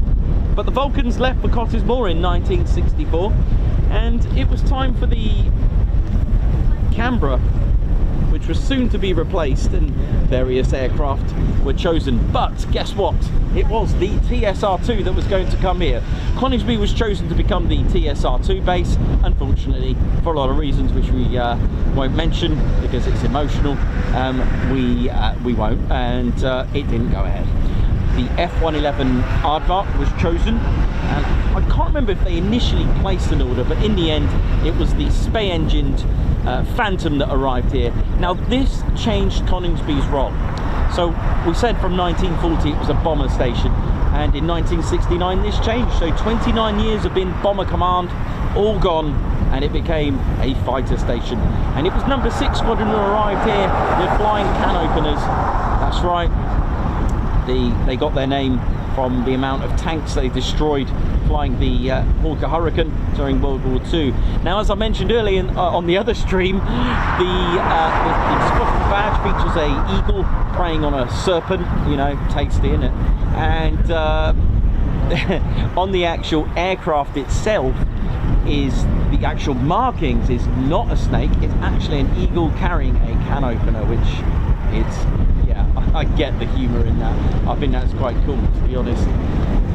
So there we go, and it functioned. So yeah, and eventually the squadrons that were flying the moved to RAF Watersham, which became the. Oh, thanks, man, Davey. Thanks for that. Cool. So they did place an order then, right? So 50 were placed. Oh. 2 were built, then, oh goodness, it's okay, cool. See, we all chip in, we all help each other. So I've just had a message from Davey to say that 50 were originally ordered, 2 were built and then scrapped. Oh dear. So Phantom squadrons such as 228, which was the operational conversion unit, 41 fighter were here, 29 fighter, 23 fighter, 56. Now most of these squadrons went on to RAF Watersham, which is no longer an RAF base, it's Army Air Corps, but it served as the QRA station. So we had Phantoms being the QRA aircraft. In 1976, the BBMF arrived at Coningsby, making it the new home for the Battle of Britain Memorial Flight. Jaguars arrived here as well, due to the shrinking of Coltishore. Harriers arrived here with 41 Squadron, and also all operating from RAF Coningsby. Tornadoes operating again with 41 Squadron and other various squadrons, 29 Squadron. Tornado F3s arrived in 1984, until finally it was Foon time, ladies, gents and teddy bears. Foon time, Foon time, Foon time. So all the way at BAE Warton Aerodrome, the Typhoon was getting a bit of a getting ready. That was a couple of years before they arrived here. I think 17 and I think 29 were becoming you may see 29 with the brackets R at the time. They were getting trained on the latest and greatest aircraft to replace the wonderful Tornado. And it did arrive here with number 17 Squadron on the 19th of May 2005. They came here with so the very first Tranche 1 aircraft. The Typhoon frame would have ZJ9s. Those are your Tranche 1. If you see them, ZJ9s, they are pretty much rare now. But and then we had Tranche 2 and Tranche 3. But anyway, 29 Squadron also arrived not long after 17's arrival, and they became the operational conversion unit, and still are the operational conversion unit. Then we had the combat ready fighter squadrons, number 3 and number 11. They arrived here as well. Eventually 41 Squadron arrived, the test and evaluation squadron, who test out the latest and greatest equipment. Why not? Because that's cool. And finally 2020, number 12 Squadron stood up again. Actually, they stood up in 2018, but came here in 2020 to operate at Coningsby. It's so windy up here. There we go. So that's our 5 Typhoon Squadron. That's a little bit of a little taste into Coningsby's history, and it is an amazing amount of history. When we could do a whole day talking about the Hamdens. They played a major part, the Blessed from the Hamdens, and it was really interesting to read about the scrapping, or at least the halt in production of the Manchester, learning that, and also about tactics and combat. And I made this little storyboard from 2 cavemen and how it evolved into what we have today, because tactics don't just happen overnight. Evolution takes place every second, and you learn from mistakes. So even the P-47 Thunderbolt that I talk about at Lakenheath, how it became a CAS, a close air support, because that is in effect what it evolved. It innovated close air support, you know, and that's why the A-10 Thunderbolt is called that, Thunderbolt 2, because it's in honor of that, and they do play the same role. They do both give out close air support. That is their role, and the tactics are just phenomenal. You know, we learn from that. You know, you got to imagine. I'll give you a little hint of what I'm working on, right? So. This is rough, right? This is rough how I've got to, right? I've got 2 cavemen, right? They're getting on fine. They're in one cave, they're in another. I mean, just think, this is tens of thousands of years old. And they're getting on, but then they start arguing, all right? And then they chuck stones at each other. I know it's a bit like stereotypical. Just hear me out. It could have been. And then they obviously, like, you know, started to, you know, evolve and have their own villages, and this village fell out with that village, and then it was all out war. But then what did they use? They had, you know, flint, spears, whatever, you know, making whatever they could make, all right? But then they obviously would have learned from that, because we've evolved. Let's think of medieval times and all that. You know, the Anglo-Saxons, the way they evolved. We had shields, we had swords. Anyway, but then what I'm thinking is that these people don't get on the land, and then guess what happens? The Roman times and all that, Carthaginians and etc., the Greeks, they were out at sea.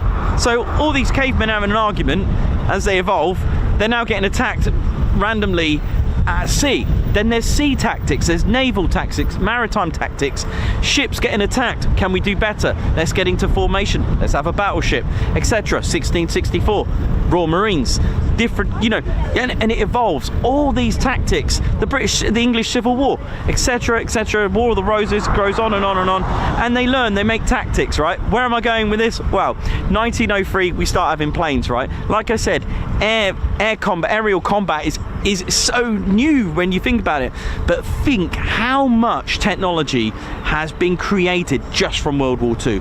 In fact, let's go World War I. So World War I, all right, 2 biplanes going along, both enemies going along. They didn't have any weapons then, it was just reconnaissance. It was a great way to see what the enemy had, where the army were.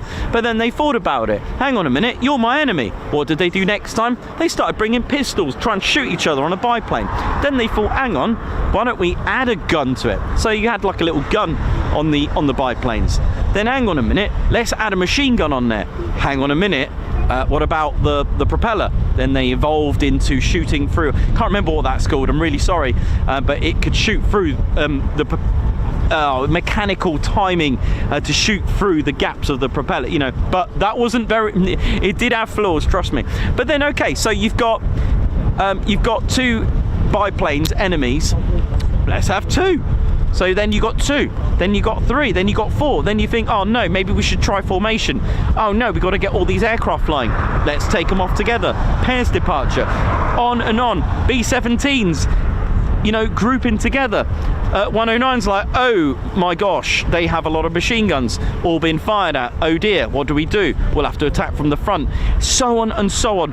All this evolves, and you think of how it started, and it all started with my little rock being thrown at a caveman. And honestly, I'm trying to draw this out, and it's quite realistic, because if you think about it, you have to learn from somewhere, right? And formations didn't happen overnight. They were learnt from earlier, you know, and even tactics from army, even tactics from commandos and special ops. Tactics, all learning, and every aircraft had its role, every aircraft had its purpose, and I think that's just amazing. And it all started with a stone's throw, right? Trust me, it'll make sense when I draw it out, but there we go. I hope you enjoyed that. A little bit random, but hey, you know, that's what reading is all about, right? Oh, here's one I've got for you. Here's one, right? The this is a little bit deep, right? Let's take this this is going to be a little bit deep, right? So let's take a bomber, right? You've got all the machine guns. You've got the rear turret, top turret. B-17s had the ball turret, and you know, you got the front and the bombardier. And these brave men had all this ammo, and they had the thousands of pounds of payload. And do you know what their best weapon they had was? Our tomorrow. And I love that. I read that from Luck of the Draw, and that was my interpretation. Their greatest possession was our tomorrow. Oh, that got me yesterday. That was proper good. I like that. That for me is just awesome. That said it all. Yo, man.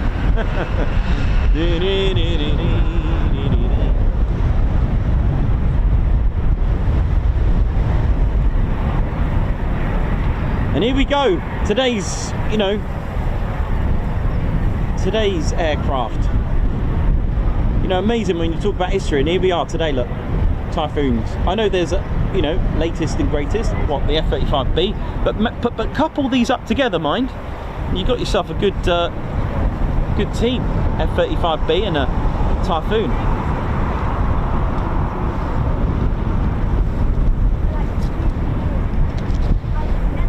Davey, thanks for the info, mate, on the F-111s. That is amazing. I love that. I'll check it out later when I get home, mate.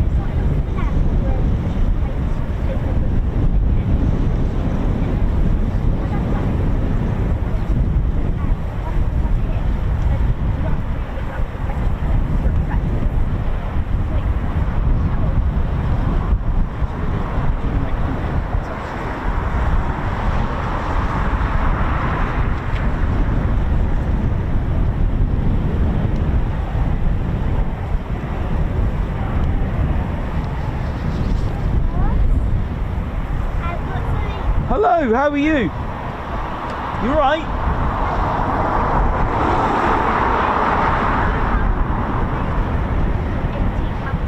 $18 months ago. So it's vintage. 49.6k.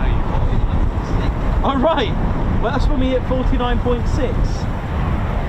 Maybe that long ago, you can see you. Oh, let's put this on the stream then. Have you signed it? You're gonna have to sign it.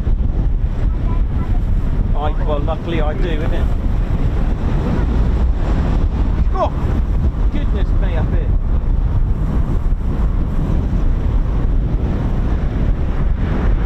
If you sign on the back, you just sign on the back.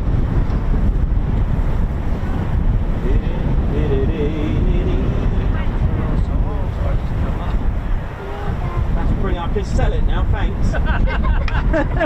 Straight on eBay. Millie, thank you very much. I'll just show everyone. Look at this. Wow, look at this. Right, I've just been given this little plaque made by Millie, who's allowed to be here today. There we go, look at this. Look at that, Nigos, thank you. Well done.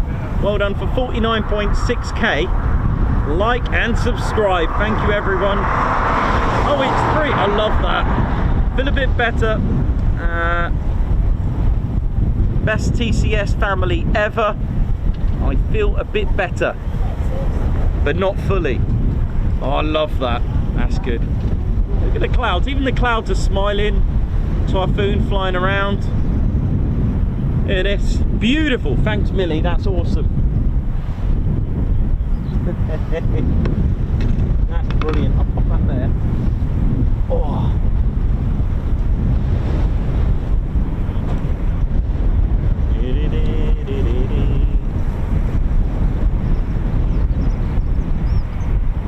It's so windy. It's awful.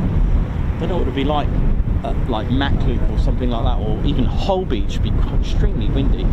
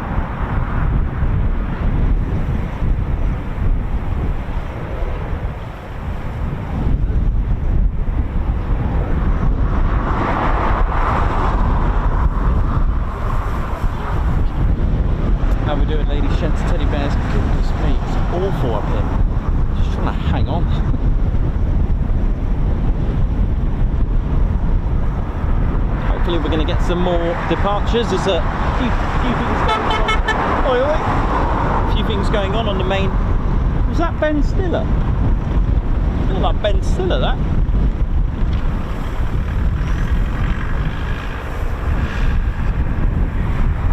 So, more Foons about to go out.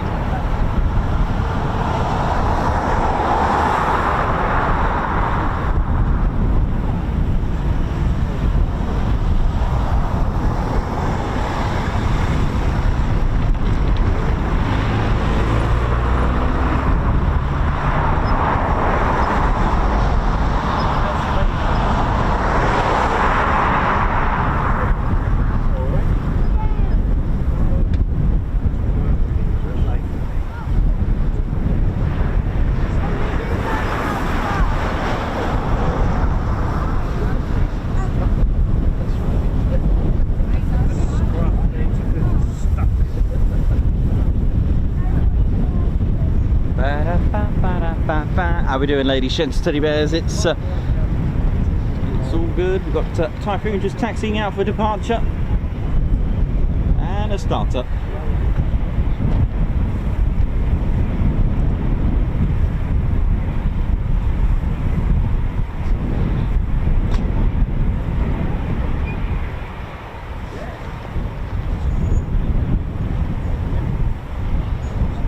So enjoy today while you can if you're here.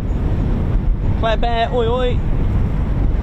Our manager of the online store there now.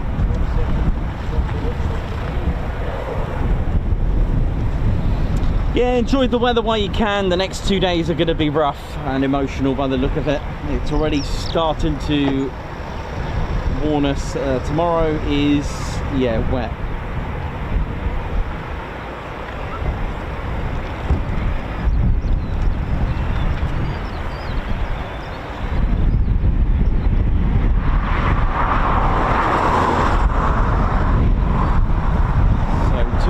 Could be, I might have to start the stream late tomorrow due to the weather. It looks horrendous if you have a look at the weather for here tomorrow. It's not very good. And Wednesday, yeah, very grey, very wet.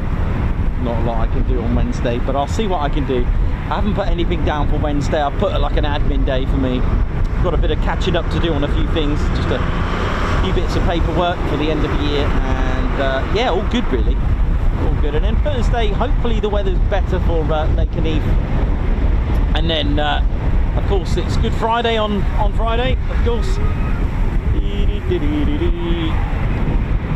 I hope you all have a good Easter break.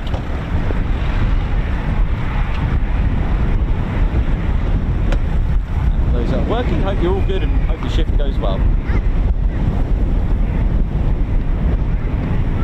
And then Sunday is, of course, weather permitting, because they are, you know, vintage aircraft. They are World War II aircraft that we're going to go and see.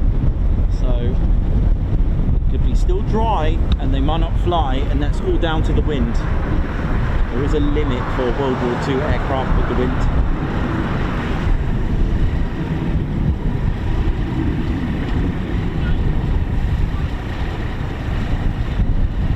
Here we go, Boon Time Part 2.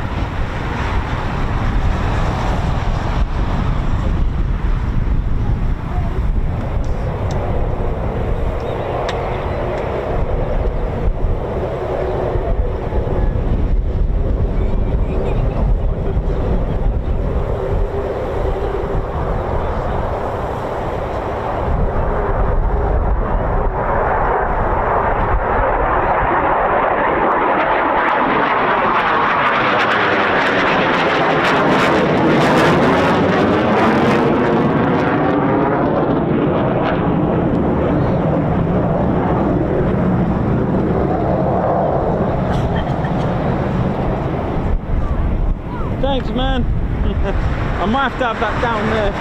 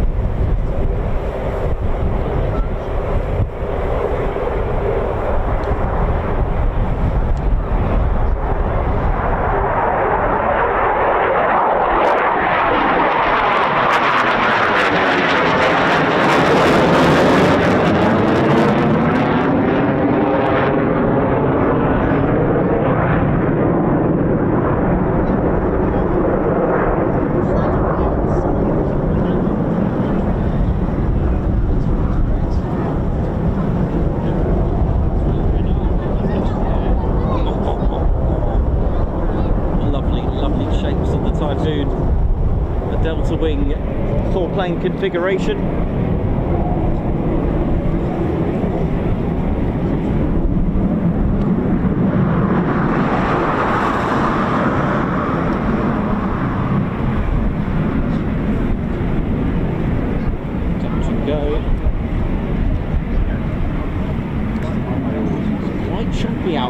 See a little bit of a wobble there.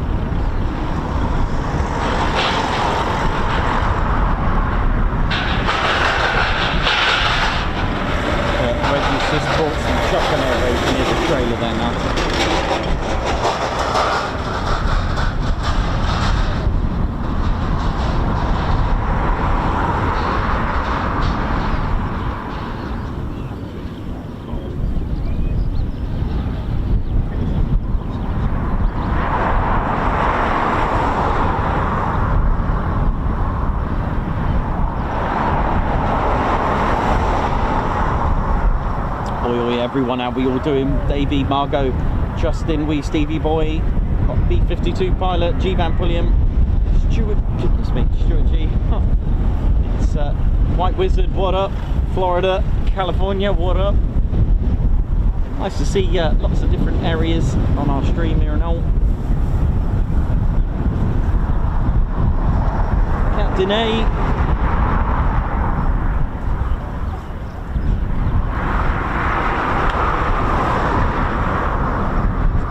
To everyone, Davey, how you doing? Chris Bloxham, hope we're all good and well. Welcome to part 2. Due to my failure to turn the battery on this morning, all is good. I haven't done that in a while though. keep me on my toes to remember to do that next time, so all good.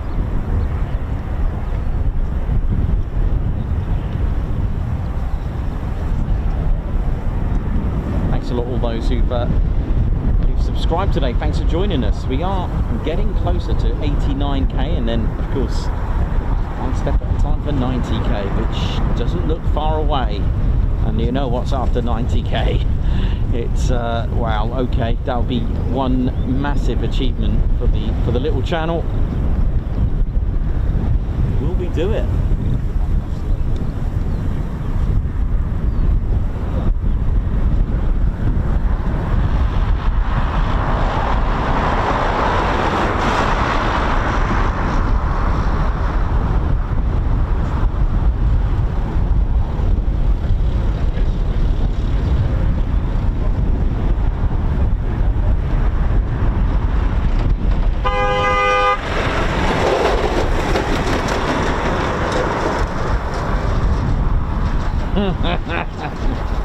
Oh, there, right there.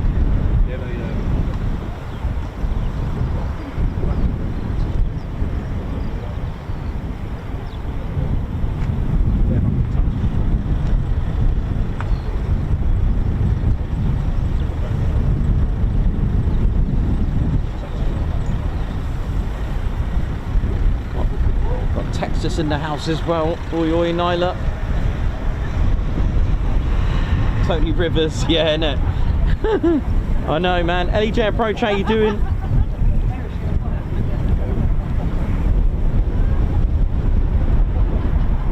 Hope we're all good. Welcome to the show. Looks like we've got more and more foons going out.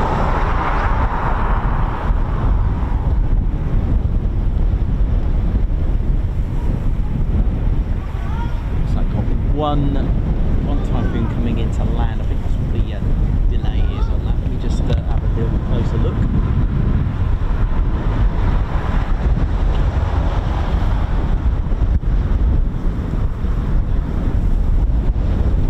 Oh, it's awful up there. I don't know if you can hear that wind battering the microphone and everything as well.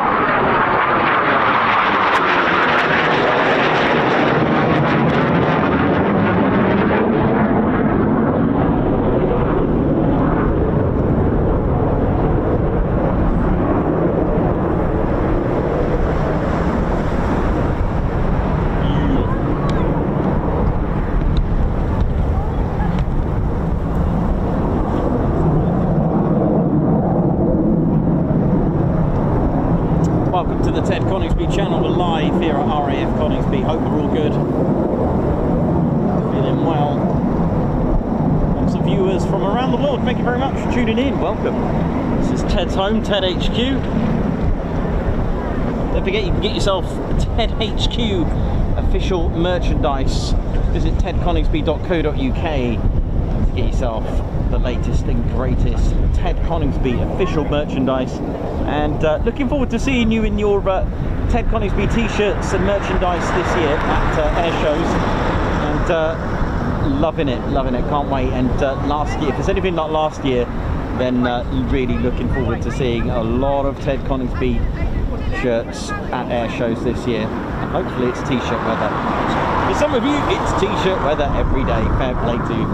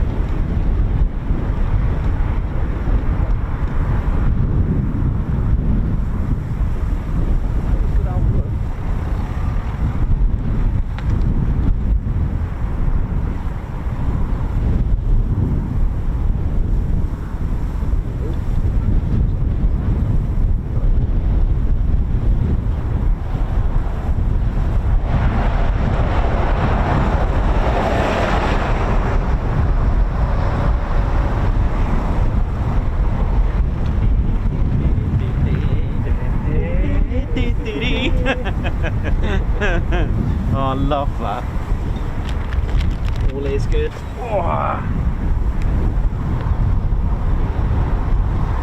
How we doing, ladies, gents and teddy bears? Hope we're all good. Welcome to the Ted Coningsby channel. Live here at a very, very windy now Coningsby. And if you're new to this, welcome. All the flights that you see, in fact that's usually the case for all of our shows, all training, lots of aspects of training.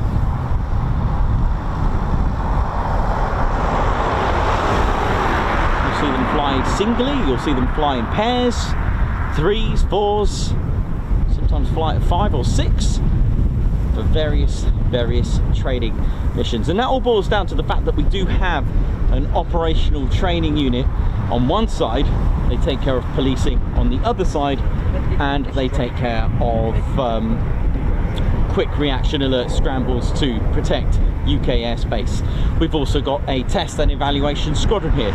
So the sorties are varied with every flight, as you can imagine. There are various things, but it all boils down to 29 Squadron as well, because this is where it all happens. And it's not just the flying that takes place at 29 for training. Every aspect to do with the Typhoon, from ground or air, is done here at RAF Coningsby, the operational conversion unit number 29 Squadron. And again, more and more history of that. As you heard earlier, Guy Gibson was flying with them, with 4 aerial victories with them when they were a fighter squadron, but today they serve as an operational conversion unit today, and they will take care of training on all aspects, whether you're the maintenance squadrons, whether you're going to be an armourer, a technician, a munitions training, that kind of thing, armourers training, weapons training, conversion units, all that kind of aspects all comes here. And of course the training for a pilot is also done here with number 29 OCU. That's the operational conversion unit. So if you see OCU, that's what it stands for. We got various OCUs, such as 24 Squadron OCU there at Fries Norton for the heavies, such as the A400, etc. That kind of thing. But like I've mentioned before, it all takes place here, ladies, gents and teddy bears. That's what it's like. But what is it like at 29 Squadron as the operational conversion unit? Well, as I said, it all happens here. And pilots that would have just got their wings from the advanced flying training at RAF Valley, after a year and a half of flying the Hawk T2, now have a career path to choose from. Is it 29 Squadron and the Typhoon, or is it 207 Squadron to fly the F-35 Millie? Go down the other end and catch a bit. Alright, man. Okay, mate. See you in a bit. Thanks, man. Oi, oi. So, like I said, before we go into that side of aspect, like I said, it's important that we mention the training of line engineers along with the weapons conversion training, maintenance, all aspects happen here. Now, 29 Squadron have QFIs, that's qualified flying instructors, who assist with the training. It used to be about 6 or 9 months, I think it was, to rotate a pilot to become fully trained into a Typhoon pilot, but now it's quicker than that. Now, just in 3 to 4 months, you'll have a pilot who will become frontline combat ready Typhoon pilot. But before a new pilot gets to fly the aircraft, the first thing is get to know the aircraft, the Typhoon, and this is done with the ground school operational course. Now, with special thanks to BAE Systems, who play a major part in the development and training of a Typhoon pilot, because they have and put together the actual kit, the actual training part of that, which is absolutely incredible. So fair play to them as well. And that's part of the ground school operational course. Now, these new pilots who are destined to have a frontline fighter career already know how to fly. The course will teach them how to become a competent Typhoon pilot. Now, this course is up to 8 weeks, first of all, with the training, and will prepare them for their first solo flight by teaching them the Typhoon system and as well as how to fly it. So familiarising them with the cockpit, the procedures, the unique G-suit that comes with the Typhoon, and of course the very super advanced helmet, the Gucciable helmets, which is about £80,000 if you want to go and buy one. Then there is the power experience. Yep, the power experience. Pilots would have never experienced anything like this, so back seat for them. And coming from AFT, Advanced Flying Training in a Hawk T2, probably the most powerful thing they've flown in, it's time for a backseat experience. This is to get them to understand the power of the Typhoon. And I always bring up Paddy's description because it is hilarious. He's like, yes, not so bad. And then suddenly the afterburners came on and he was like, OMS, oh my salmon, oh dear. But anyway, so though, and if they're fortunate enough, they'll go straight into vertical, right, into performance takeoff. Also, just to throw in, did you know that pilots have to carry out emergency simulation every 60 days to be allowed to go flying? It's all about process. Anyway, after 4 months, it is solo flight time. Now, most QFIs will tell you this is the most scariest thing they would ever do. They've just been working with someone to get them to train to fly it. Now they're going to watch them take off on their own. I mean, that's got to be scary, right? They've just sent them on a Typhoon. But just to sort of like wind it in a little bit, you know, just to, you know, blend it in a little bit more, you know, make it a little bit step by step. The first thing that the trainee pilot will do, well, Typhoon, junior Typhoon pilot, future Typhoon pilot, they actually just taxi round. That's it. Gives them the confidence in the Typhoon that they know how to work it, but they don't actually fly it on their first day. It's a taxi experience, and this could be a few circuits from the main ASP to a specific taxi holding point and back again. And we've been able to capture this as well. So the next time they're in the Typhoon, it's see ya! But the work is not over. Like I said, there's so many aspects before they become frontline combat ready pilots. A lot of it's a lot of in the sim and in the real thing. So if they're going to do some combat aerial combat training, do it in the sim and then in the real thing. And then it's literally a case of having their assessment, having their exam, their final assessment. Now, you've seen various flights, and I know those that are new are always thinking, where are they going, what do they do, etc.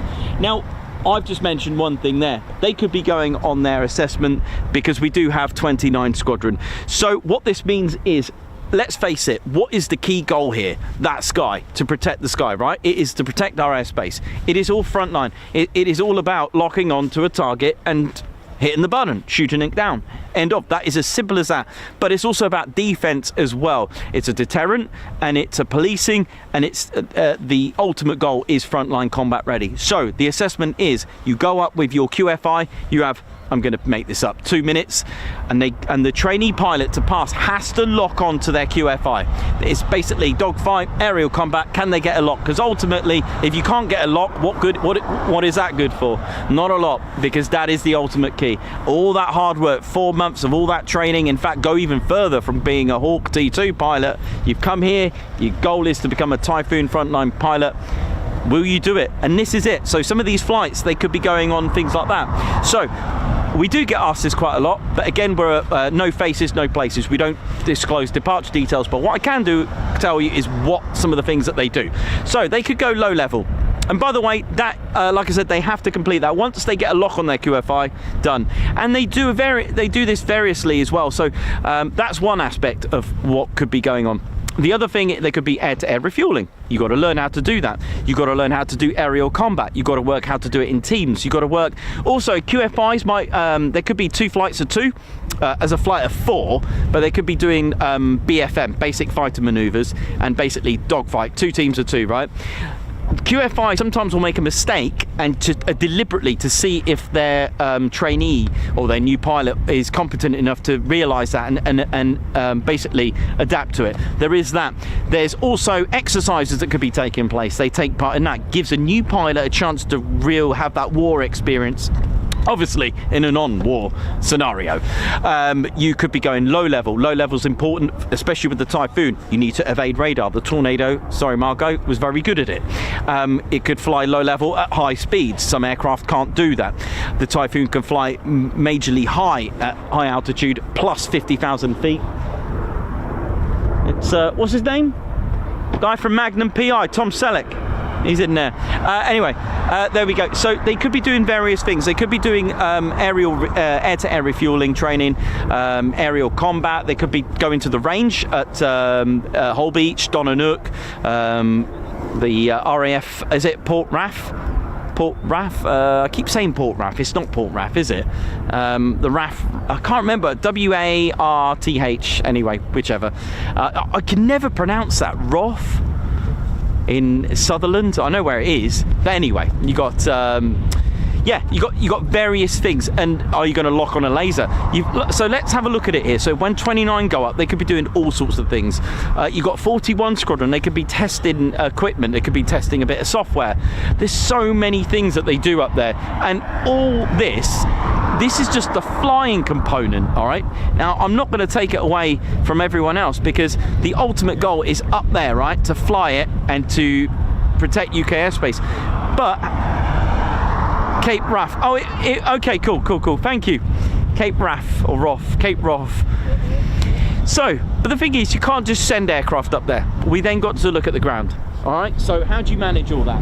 Well, first of all, you got the ground crew. Garvey Island, thank you very much. You got the ground crew. Aircraft might not be able to fly themselves, and they can with a pilot, but you need to service it. Ground crew, look, the respect to ground crew turning over all these aircraft to get them ready. Lineys, armourers, technicians, computer geeks, ferries, all the little nicknames. There's so much going on. Then you've got air traffic control to manage the airspace to make sure they get to A to B safely. They get to clear the performance takeoffs. There could be a QRA scramble. This, you know, we have QRA here. And who protects the whole thing? You know, we got the RAF regiment. They protect the assets. Then you've got the RAF police that deal with the insides. You know, keeping everything sweet and neat on the inside. Then you've got the medics. Then you've got the crash teams, medics, fire department, maintenance crews, people that cook, the chefs. They have to feed the ground crew. If the ground crew are late, then you ain't going to get any flying, are you? That kind of thing. AWCU, making sure that, you know, these birds don't get in the way and other wildlife. Do you know what I mean? People that service the aircraft, runway caravan, communications, every single aspect, safety managers, you know, weaponry, armourers, all that kind of thing. Is so much that goes on in just, this is just one base. And then you've got Swanwick, you've got Bulmer, then you've got High Wycombe, who do all the radar stuff. I know, very basic, I said that, but I ain't going to go into too much detail. But hey, you know, they deal with so much airspace to make sure that, hey, where's this aircraft going? Is it a phone call to Lossiemouth? So on and so on. And like I said, you've got the ground, all the ground elements, the regiment as well, the RAF police, that kind of thing, to make sure everything is sweet and neat on the ground. When you go and when you are deployed on a, you know, an airfield abroad, you've got to make sure that airfield is sweet and neat. Who's going to protect it? Okay, you've got aircraft, but who's going to protect the aircraft from attacks? You've got your ground crew. You've got to make sure everything's all good. Well, sorry, I said ground crew, I meant regiment, that kind of thing. But it's a whole lot more just to protect the skies. So every time you go to work, or you're in the park going down the beach, just remember there's men and women protecting that airspace.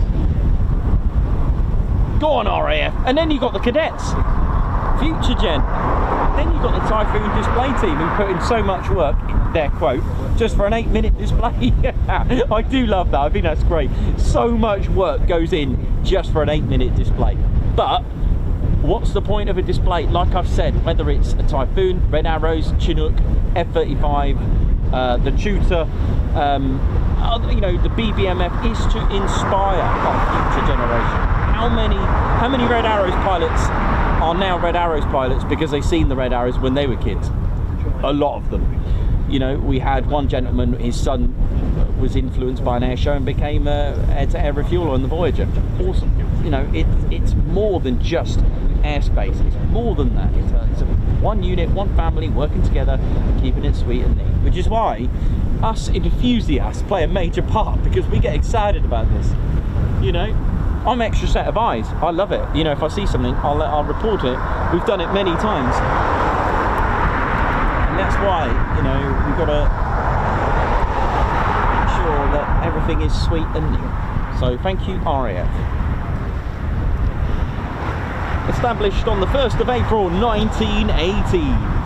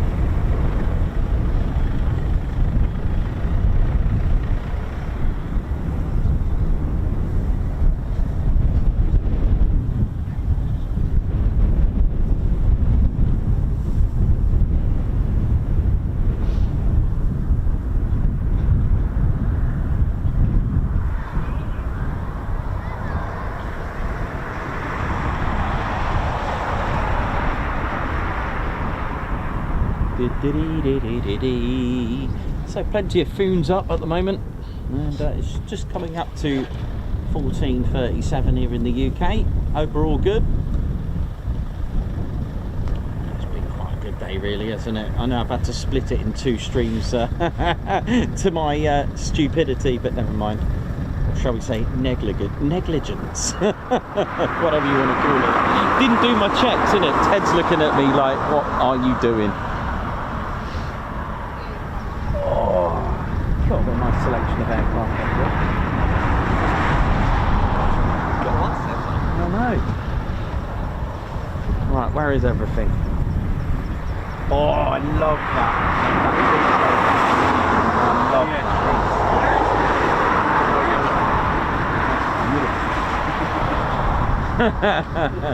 That's to remember when I put the wiper. Oh yeah. The amount of stuff I've driven off, time I've driven off the stuff. I tell you what, I had my auto wiper blade and I went to pour some water on it. Oh.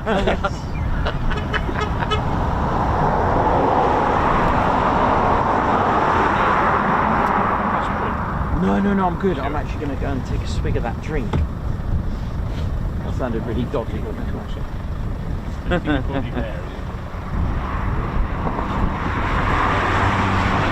Yeah, sure, no worries.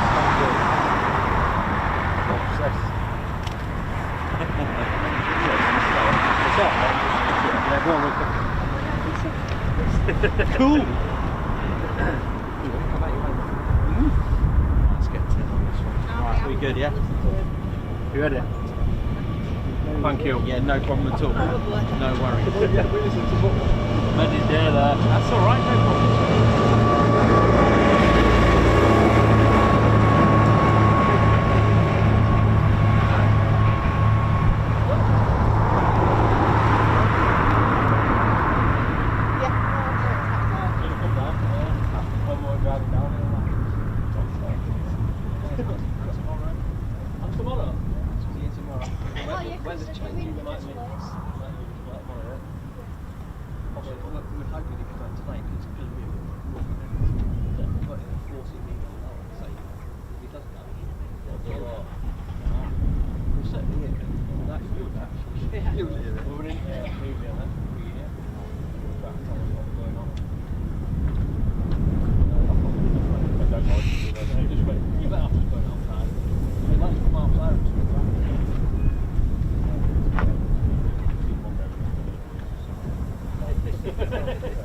You are doing it all.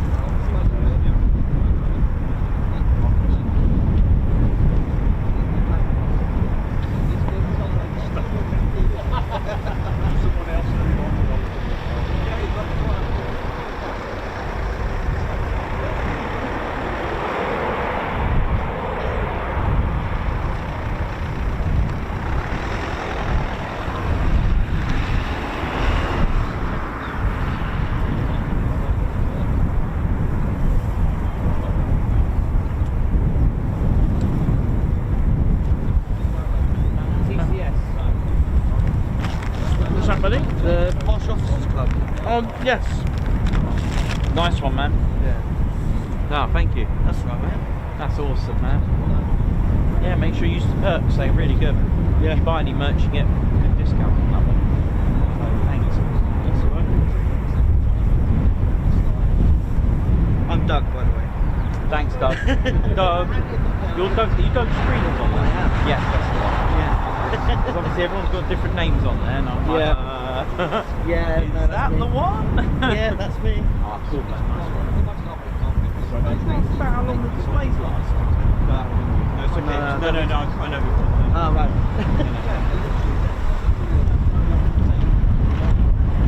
Yeah.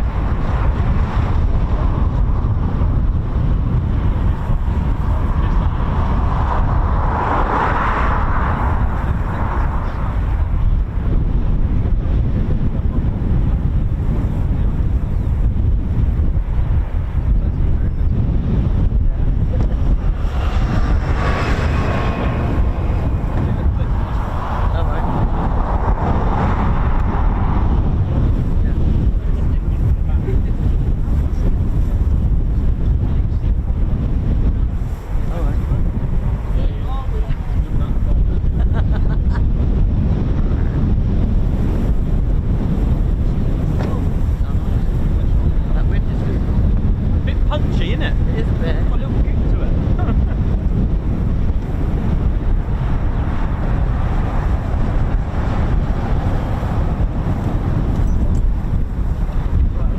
Yes, mate, you take care.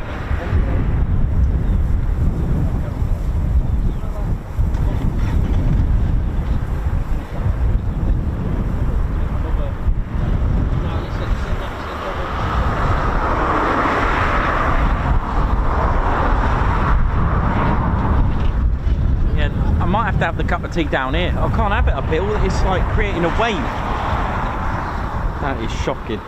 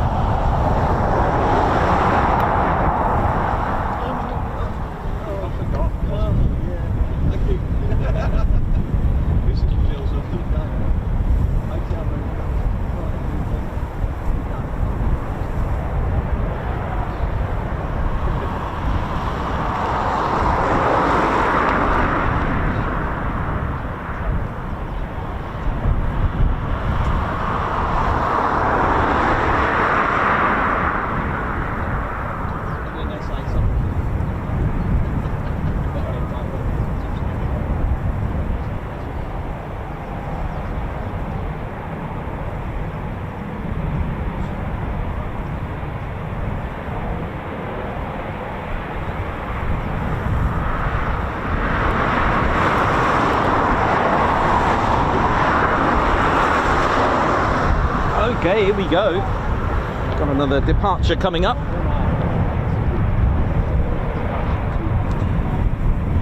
Definitely more than one. It looks like we've got two taxiing out for departure.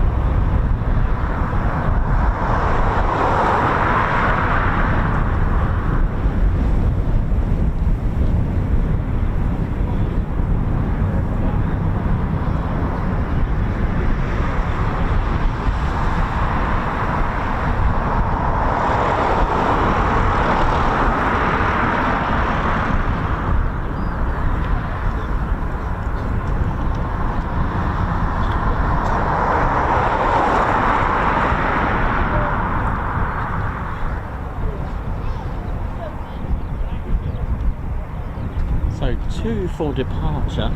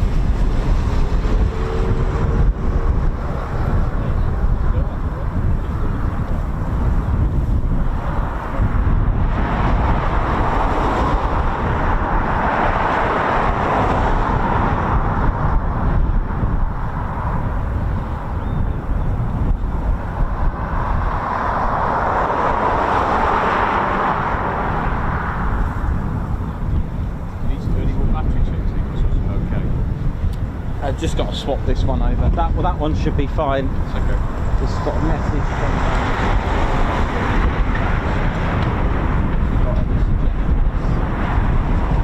I've got to think about that before I reply. I've got options. I'm like, oh gosh. Oh right, okay. Oh right, okay. So it's. That's a tough one. It is. It is. I would say Davey's already jumped in. I think I'll probably go with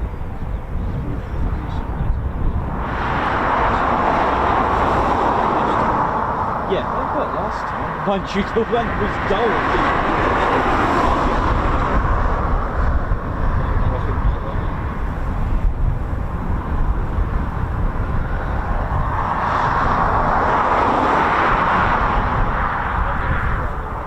I'll see if I can.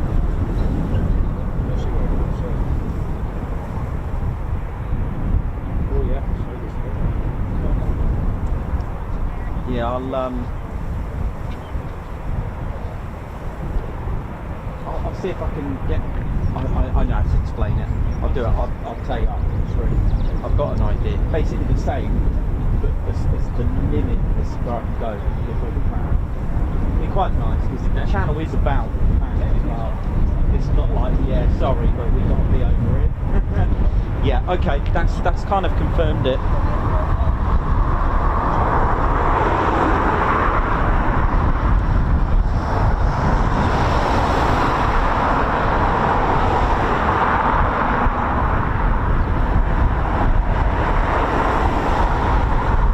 Ladies, gents, teddy bears, hope we're all good and well.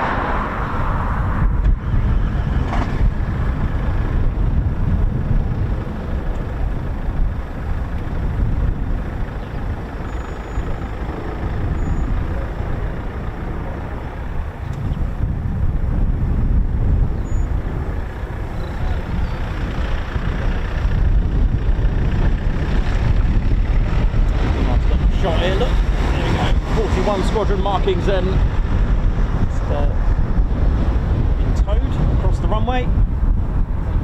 Back to its,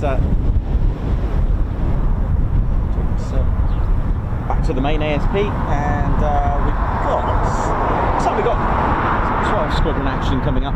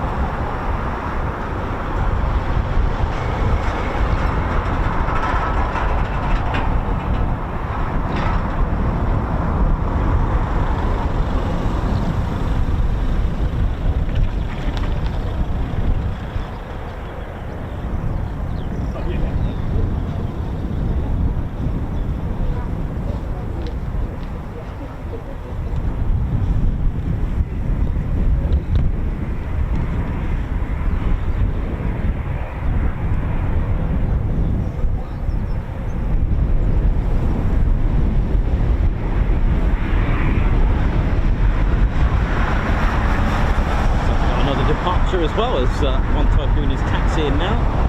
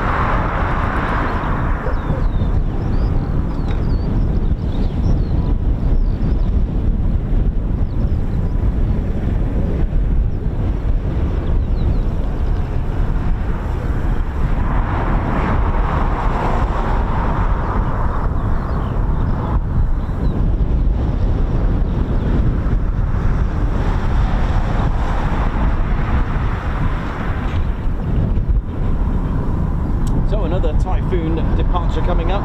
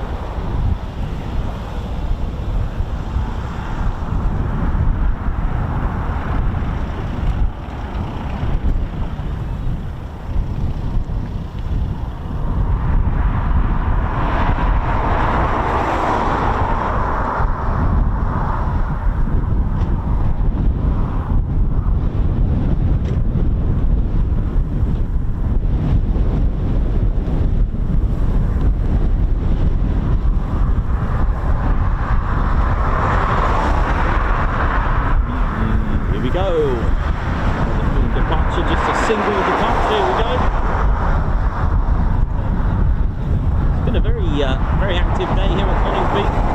I hope you've enjoyed it. I'll do my best for tomorrow. I'll be back. But gonna see how this rolls out tomorrow, because it's gonna be a little bit emotional as the weather starts to deteriorate. This looks good.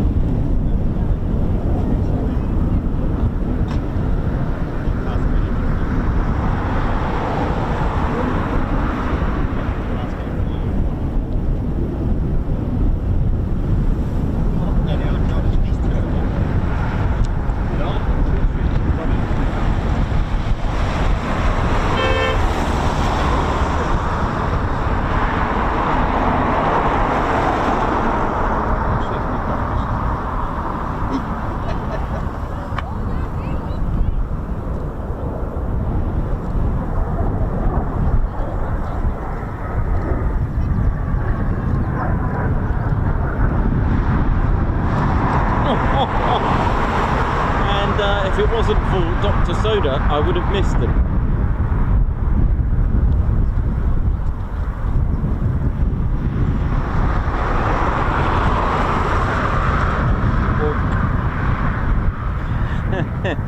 I'll just establish where they're from. If they're from Leeming, they are the Hawk Mark 167s. If they're from RAF Valley, Hawk T2s. Now the Mark 167s are pretty similar to the T2s. I've got him!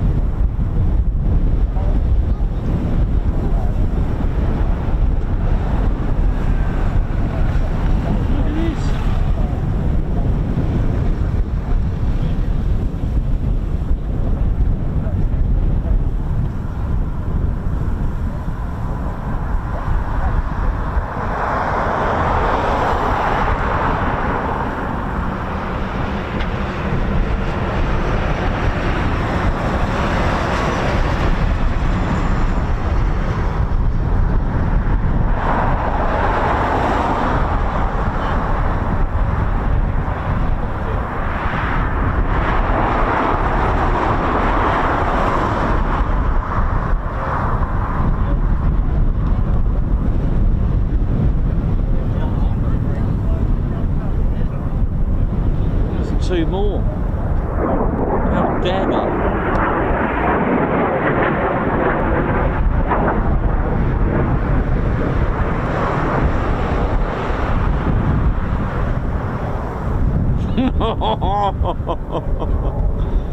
So these are RAF Valley's Hawks. These are Hawk T2s, and I missed 2 of them.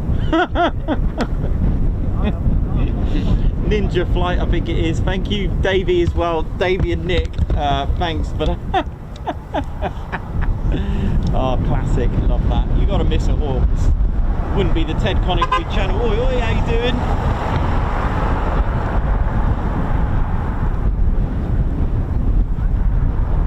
Isn't that nice that we just spoke about, you know, the transition? Oh, what's going on here? Oh, missed approach.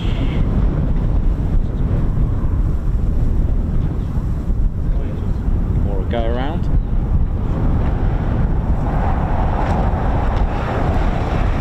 Oh, look at that. How sporting is this? Because I missed it. It's coming back round again.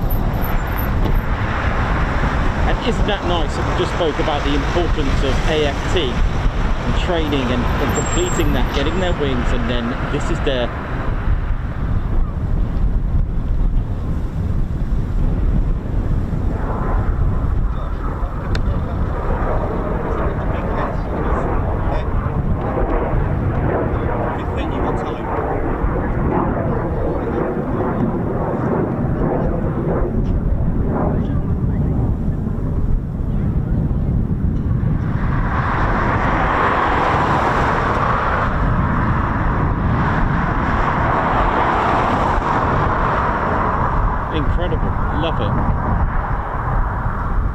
clearly a Ted Coningsby channel fan, because they know I would have missed them. So he's gone round again just to make sure I got it.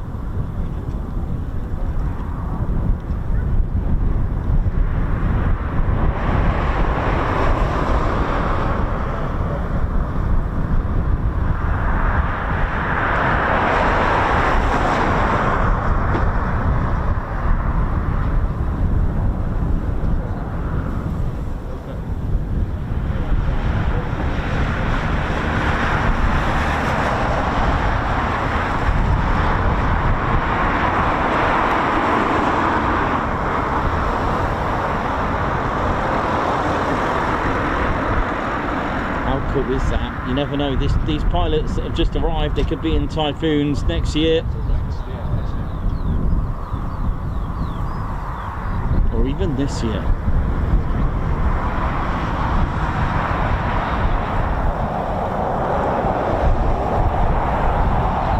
Beautiful.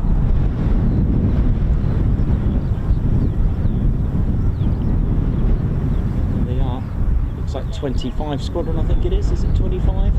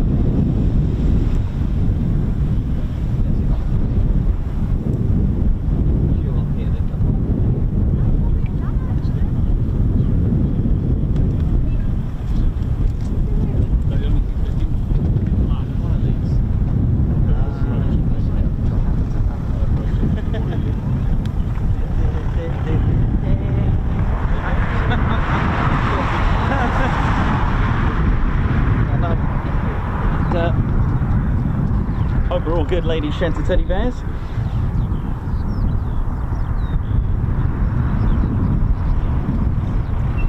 Sorry, was that 23 Squadron?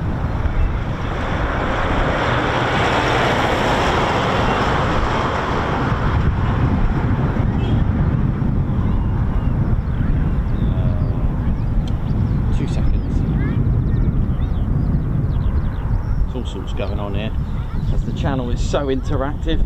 So those were Hawk BAE Systems Hawk T2s they were, and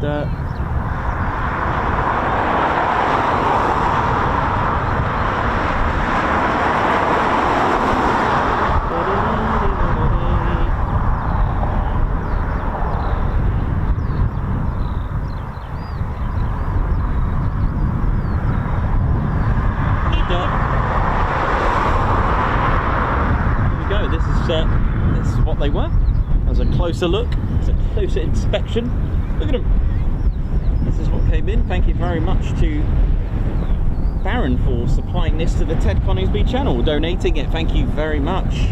So this is a Hawk T2 based at RAF Valley. So this is what the pilots will fly, and will be, you know, flying this for a good year and a half until they get there and successfully pass the AFT advanced flying training.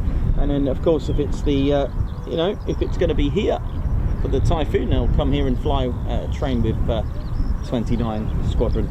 It does have a you know, just like the Hawk T1, it is a trainer aircraft, a crew of 2, so it'll have a student and instructor. It is dual control, and powered by the Rolls-Royce Ardeur, probably the Mark 951, I think it is. I'm not actually, it's been a while since I've been speaking about the Hawk T2 specs, but it is a transonic aircraft. It is a 2-seater, and it's operational in 2 very distinct variants. Of course, we've got the Hawk T1 and the T Mark II. And it's got a glass cockpit, comprehensive avionics suite, provide a realistic advanced fast jet training platform, which, as part of the UK military flying training system, that's UK MFTS, it meets current and future standards. So this is what they will fly before they, you know, potentially fly an F-35B or a Typhoon. It is very capable. It enables simulations of many of the functions of modern fighter, combined with extensive mission debrief systems that extract the maximum output from every single sortie. Via the aircraft's data link, for example, the synthetic radar returns are generated for intercepting basic fighting manoeuvres, and yet no radar is fitted. So the onboard simulation capability also enables air-to-ground weapons drops, realistic electronics warfare, training against surface-to-air missile SAM and systems, and other complex systems as well. So it's really, you know, it's quite a great little aircraft, powered by one Rolls-Royce Ardeur Mark 951. £6,500 off price with a max takeoff weight of £20,000. It's a pretty cool little aircraft, actually. A little bit wider, I think, than the Hawk T1. It's got a bit of a longer nose than the Hawk T1, but there we go.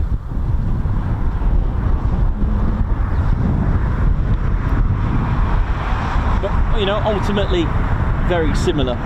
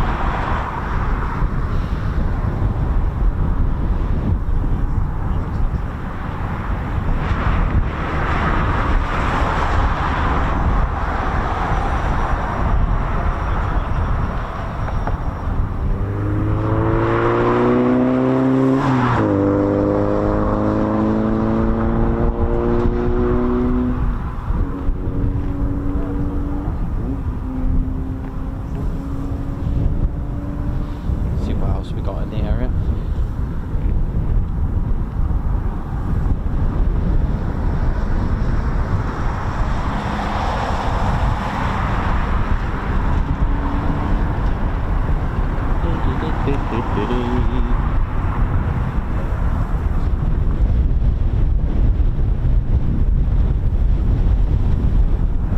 it's been a good day really. It's been lots of movement, lots of action, and hope we're all good. Don't forget to hit the like button. I'm not sure if we've hit our little target of 1,000 likes. We are playing catch up due to my error this morning. See what happens when you don't follow your routine. I don't know if you're like me, but I like my little routine, whether it be a bottle of cereal, whether it be you know, a mug of coffee or tea or anything like that. You know, everyone's got their own little routine, and we ran out of coffee, so I decided to have tea, so I couldn't function properly. I'm going to blame it on that. But I'll take that instead of Red Ted, because Red Ted normally gets the blame, doesn't he, bless him? Oi, oi.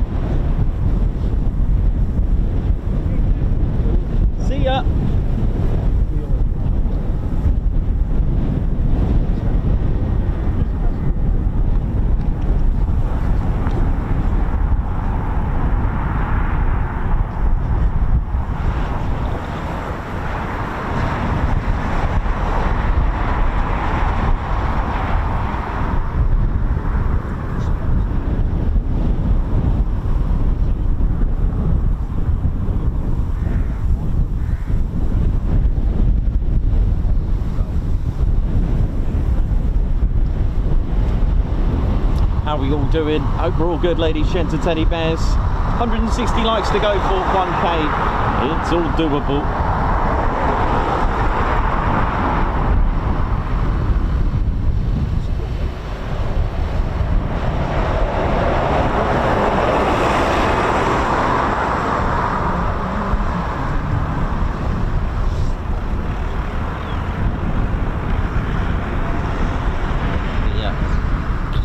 Are starting to fill up the blue skies now. It's gone this really weird haze. It's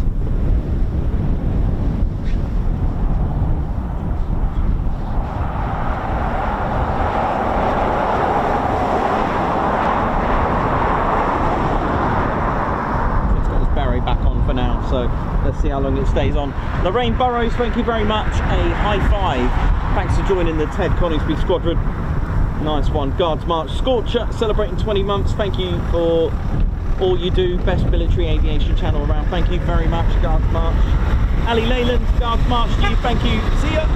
Ali Leyland, thank you very much for the super chat. Who's put, thank you for keeping our history alive. Lest we forget, we shall remember. Oh, with some salutes as well. Thanks a lot, Ali Leyland, for your support. Guards March. Marnie, thank you very much. But everyone with 21 months member, thank you very much. All is good. And of course Doug's Streams, who's upgraded to our TCS post officers, thank you very much.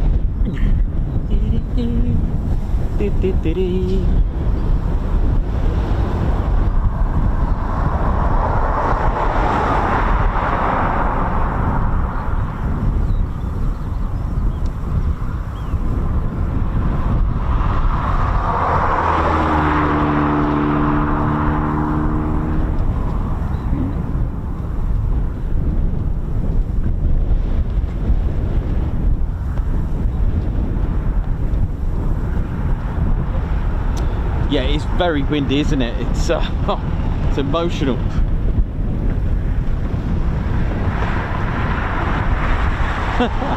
Well done for maintaining the beret. Yeah, he kept that on all right. So I hope we're all good, ladies, gents, and teddy bears. So 3:15 here in the UK in the PM. Just seeing what else is going to happen before we finish up. Almost at 1,000 likes as well. That would be good if we get it before we finish up. Oh, we ought to do these guys.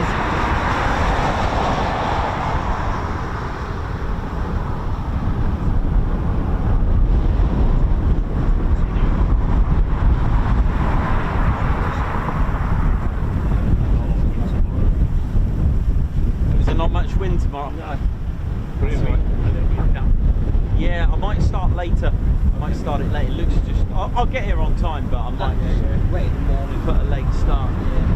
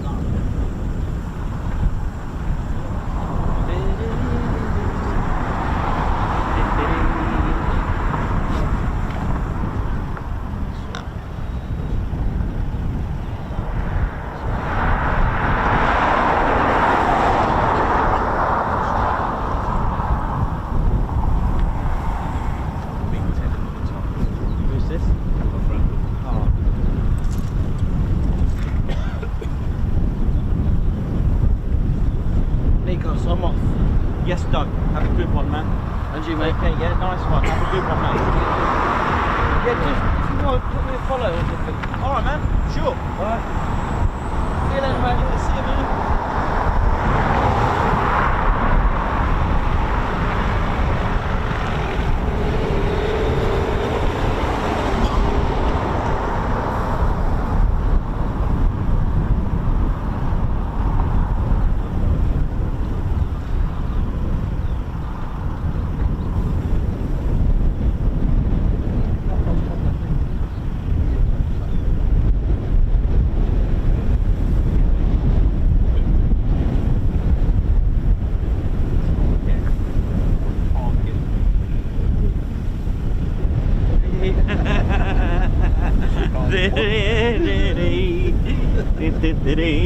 Brakes won't work now on the way over. Use a piece of grit.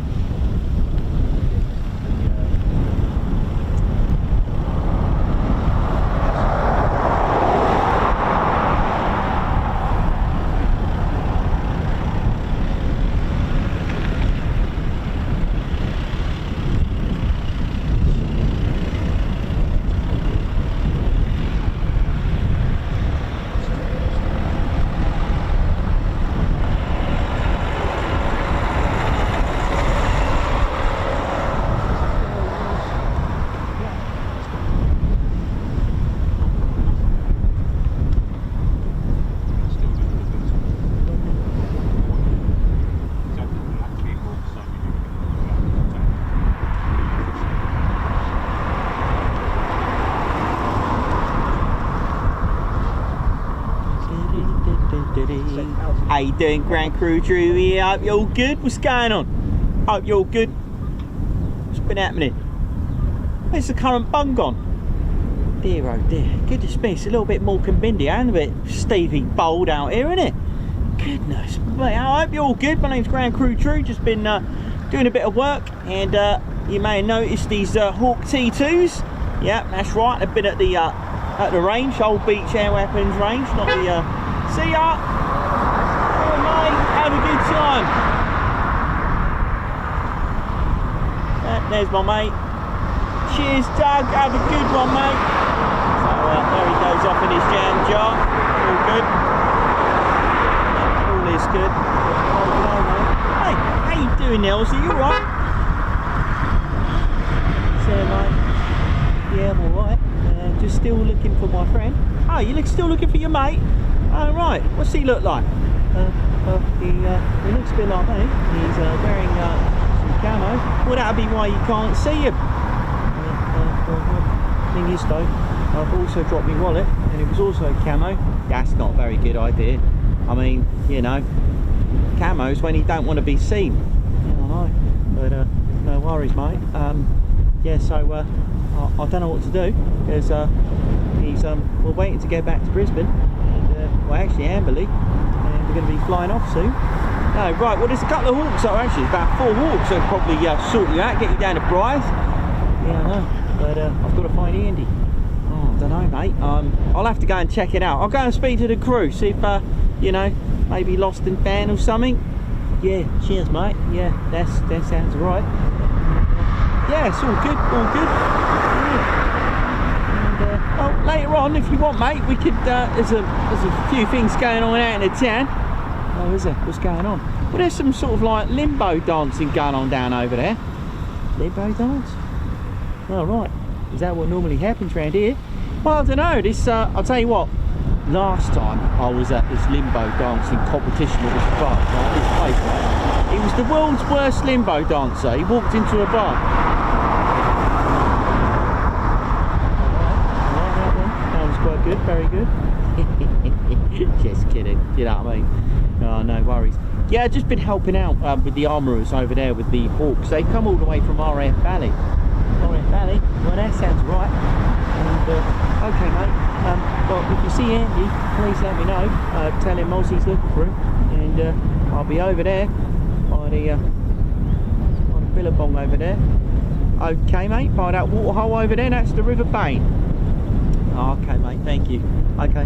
Well, you take care, mate. He's a funny one, isn't he? He's alright. Harmless. Do love him. Yep. All is good. All is good. Yeah, a bit more Millie, don't know what to say. Don't forget to hit that like button. Come on. Use your longers and lingers on that like button. And then watch it on the lovely jelly, your dog and bone. Your lamb chop, you nice. It's all good, isn't it? Red Ted. Oh dear, Red Ted's coming. That's all up.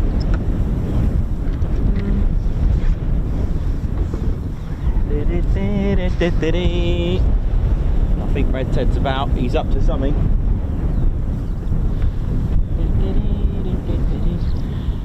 Goodness me. There you go, Red Ted. What have you been up to, mate? Shouldn't you be flying somewhere in Croatia? Oh, is it? Okay, mate. Well, don't forget if you... Goodness me, that little bear. He's a funny one. Mind you, he's the world's best, isn't he? Flying for the world's best.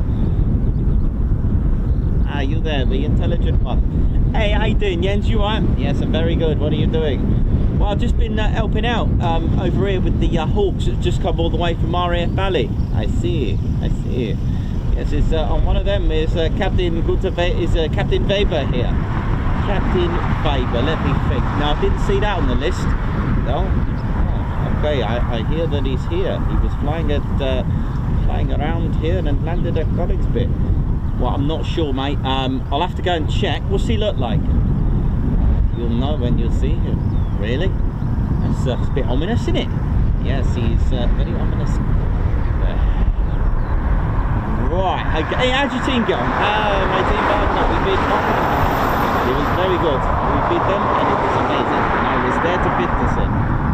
Oh, lovely. That's good there, mate. Bundesliga. You what? Bundesliga. I do like this guy. He's good, isn't he? I love you, mate. I think you're all good, mate. Thank you very much. We must play some football. Yeah, I'd love to, mate. Let's have a little kick around, didn't it? Yeah, Bundesliga. On the head, son. Yeah. He's a funny one. I love that guy. He's alright, mate. Hope we're all good, ladies, gents. Teddy bears, hope we're well. And feeling good. Yeah, it's all good, isn't it? Oh, here he is again. Bundesliga. God. Oh, there you go. I guess if you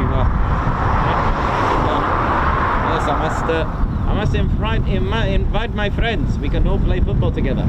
Yeah, sure, mate. Got a busy week ahead. Maybe we could do that on well, I don't know, say what, on Saturday? Yes, I'll bring my friend Jürgen Klinsmann. Yes, I shall bring him. Yes. And he is a very good friend of mine, Jürgen Klinsmann. He's very good. He's quite tall, isn't he? Goodness me, we'll be... I know he's good. He just looks taller on the screen. Oh, I see. Right. Yes, he's very good, Klinsmann. He's my friend. And I will get Captain Vapor to play as well. There's Liga. I love that bear. He's funny, isn't he? Does remind me a little bit of... yeah. I'm trying to think who he reminds me of. Oh, never mind. No worries. Right, ladies, gents, I'm off. See ya! Oh, where did that one come from?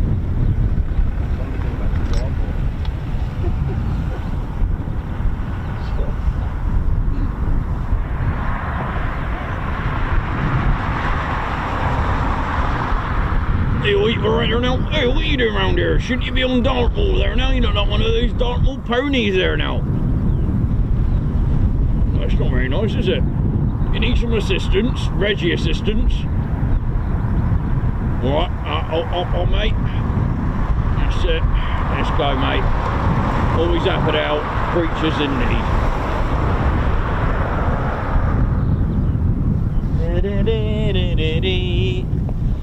Now, we've always said runway caravans are your indicator for which runway's in use, but ladies, gents, teddy bears, Coningsby has two now, one here and one on the other side, so you literally have to find out where the wind's blowing from. I'm not sure what the story is with that, but there we go.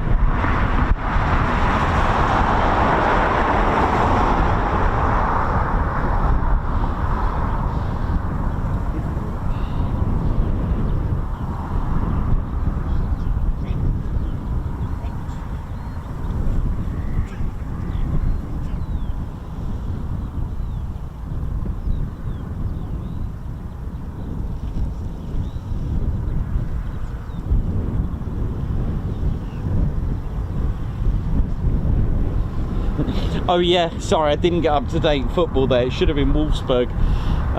It was 3-1. It was the week before. They're doing all right, aren't they? Love it.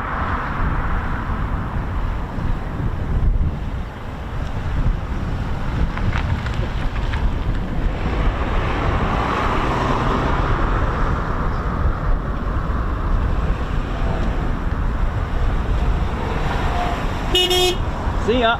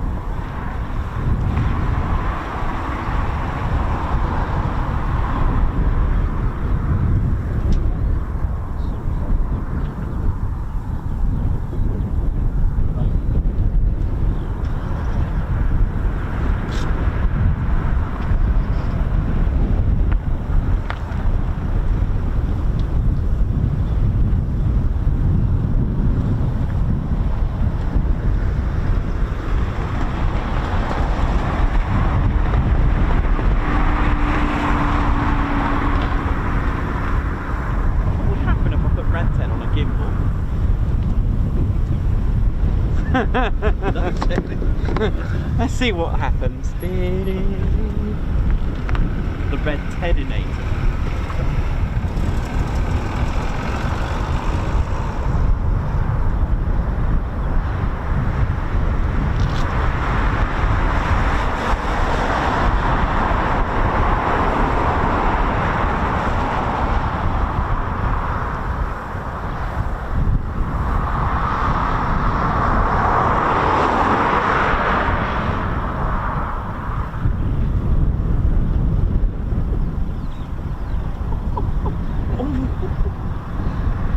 I don't think he's happy with it.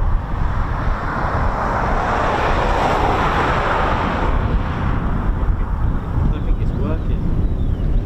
It's trying to establish something. Not my satellite. The system is not fully going to be John Ryan, the ultra. Oh man. Right, I'm taking it.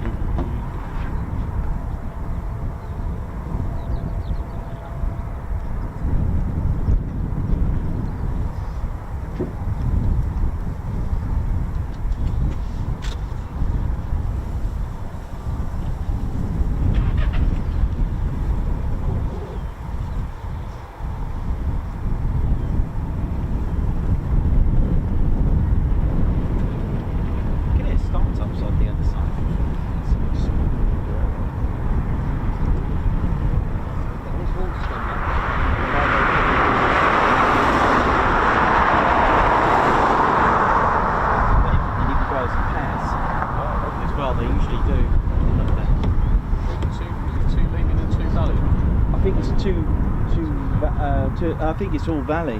Oh, okay. How we doing, ladies, gents and teddy bears? Hope we're all good. So, just gonna wait for the arrivals. And of course, we've got 4 Hawk T2s from RAF Valley as well.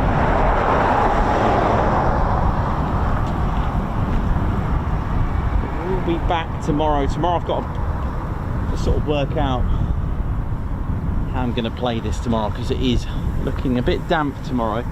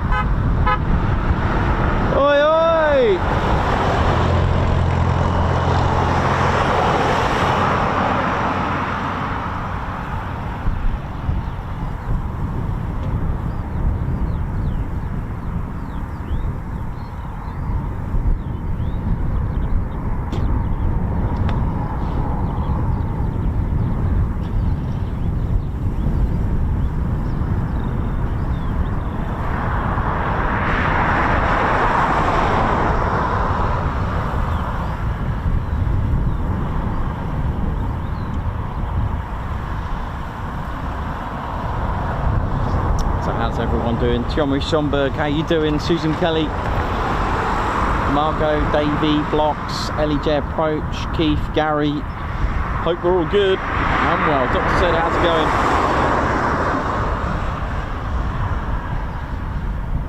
So plenty to come back, I think.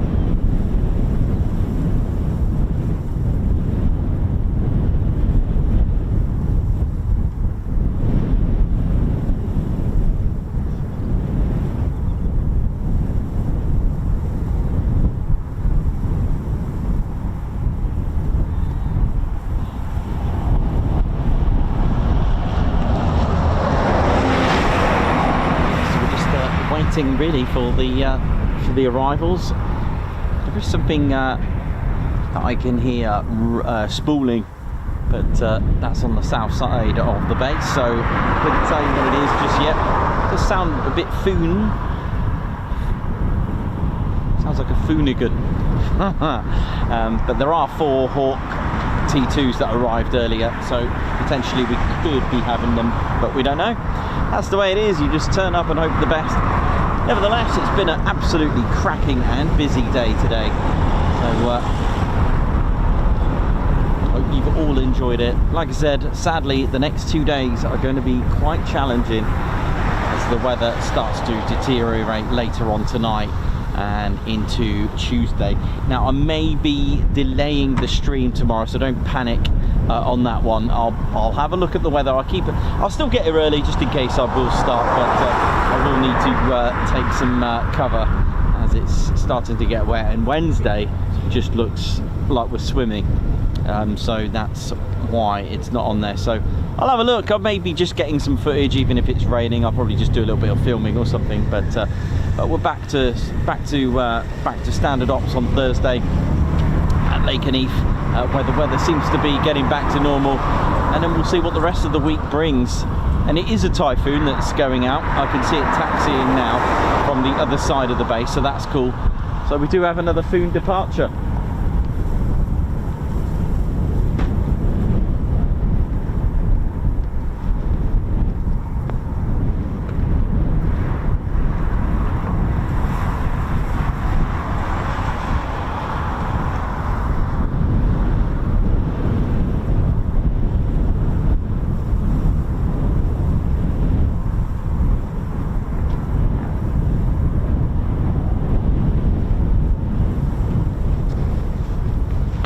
Okay, so in just a second we should see the Foon. There we go.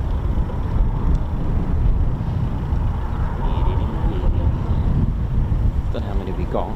We definitely see one, of course, as you can see on the screen.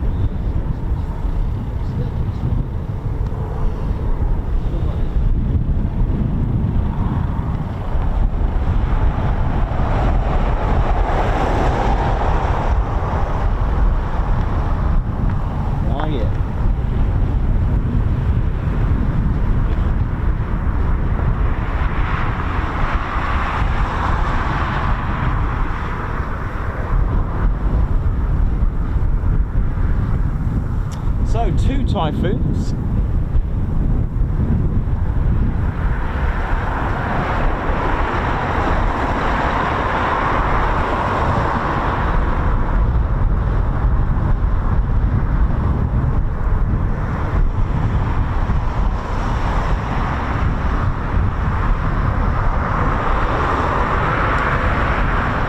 Oh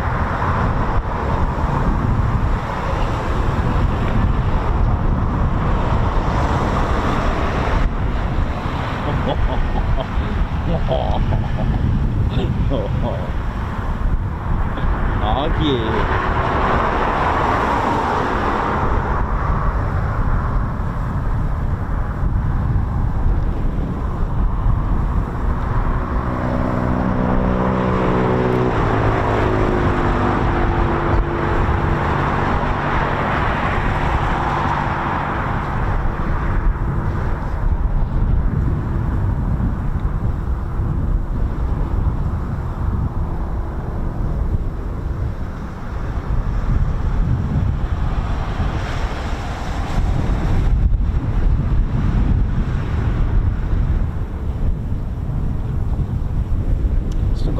Lots of exciting places to go to this year. We've still got to do our Mac Loop trip, Lossiemouth Valley, and of course the Lake District as well.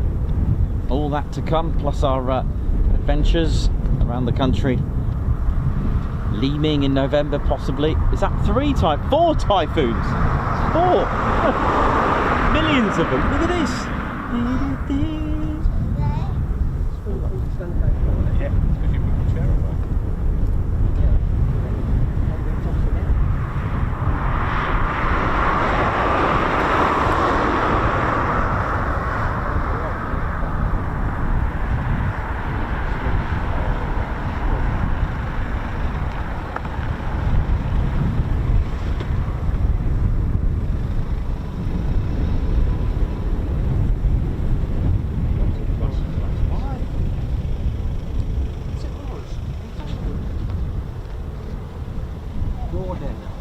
There's 4 there now. There's a million. Look at them. All in different angles. Oh, I love that. It's side, 45 degree, 10 degree, and then almost, looking away from that. I love that. You've got different angles of the Typhoon like that. That looks cool.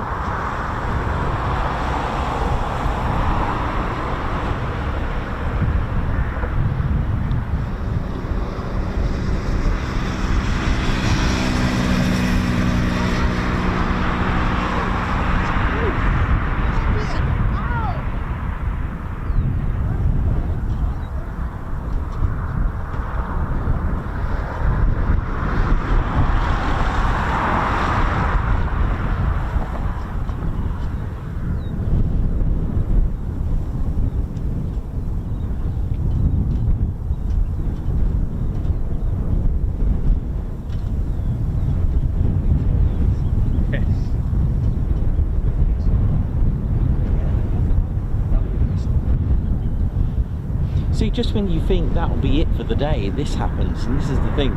We never know when anything is going to take off. We never do. It's always potluck when it comes to military base or place. You just literally turn up, potluck it, and hope for the best. Are you alright? Here we go, 4 for the show. 4 Typhoons about to take off. Here we go.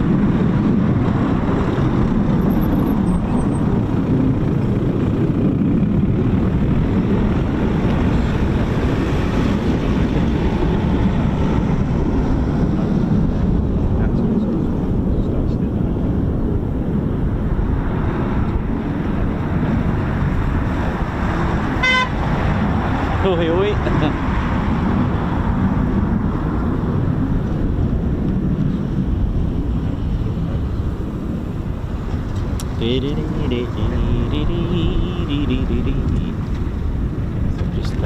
adding more to the skies, which is all good. So I'm still waiting for probably about, it could be a good, I don't know, anything between 8 and 10 I think up there. But there we go. We've still got the 4 Hawks. Don't know if they're going out today, but they might do. Like I've always said, just ride it out as long as you want. Main thing is to enjoy and have a good time.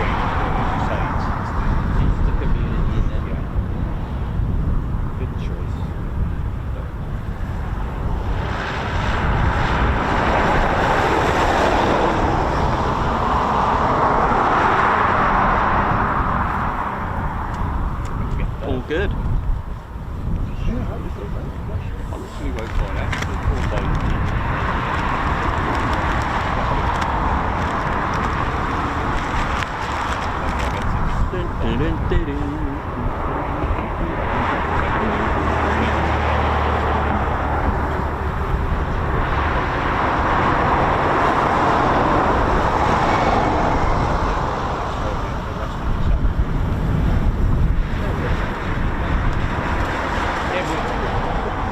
all these of them, you know what I'm doing? So this is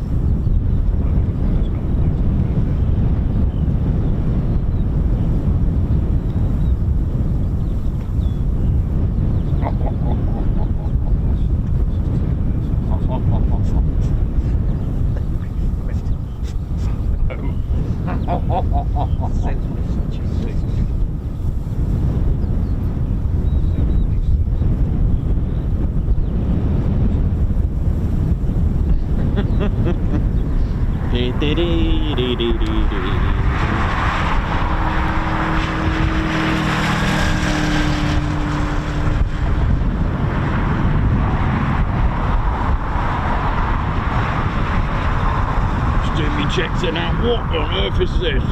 Red Ted, what are you doing? Oh, a little bit more there, mate. Yeah, under there. Oh, I like that. What are you doing with that anyway?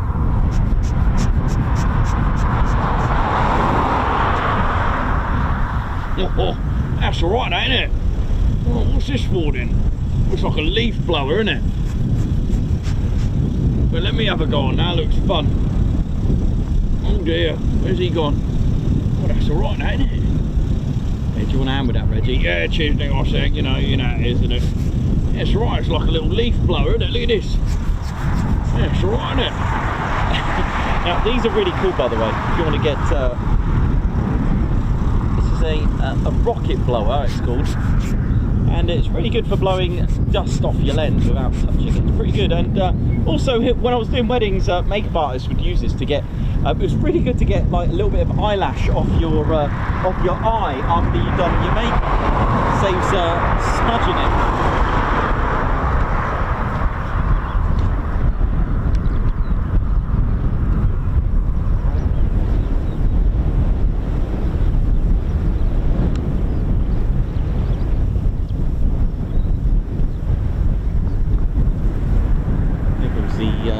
ERJ145, a little bit choppy, look. It's call sign Felix from BAE Systems at Wharton Aerodrome. Big shout out to BAE Systems. Nicely done.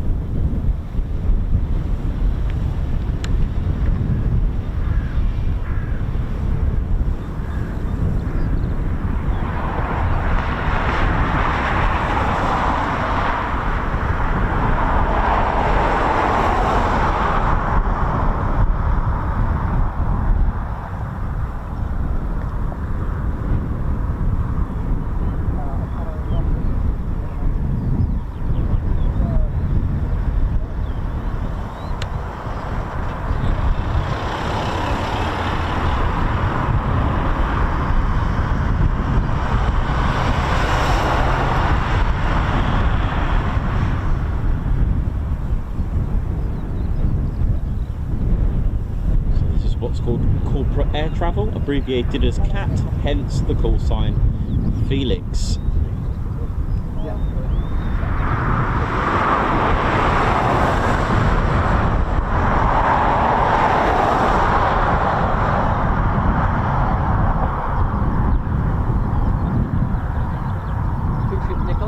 Oh, cool.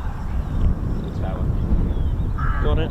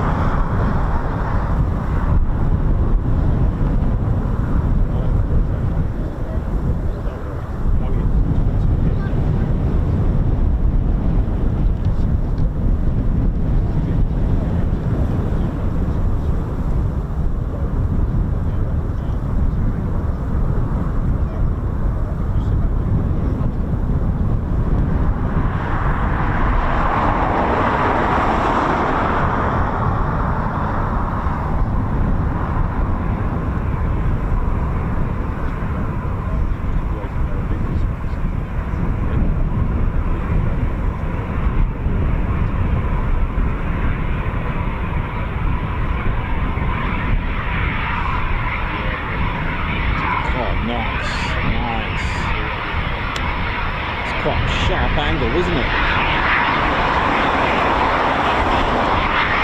Look at this. Beautiful.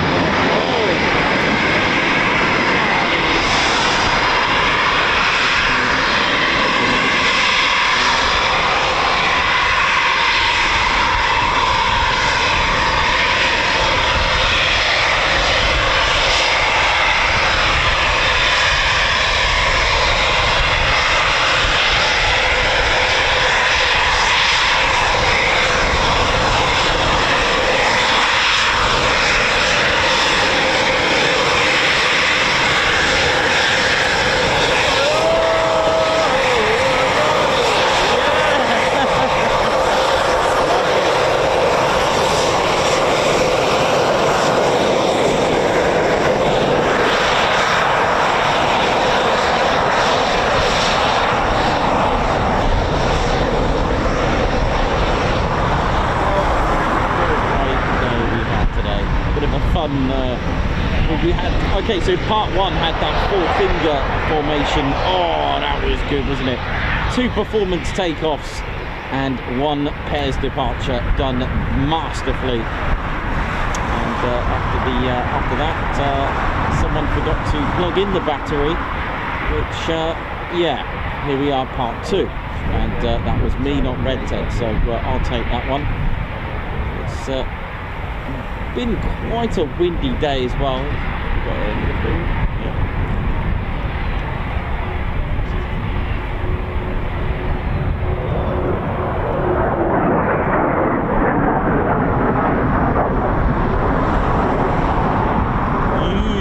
Beautiful, eh?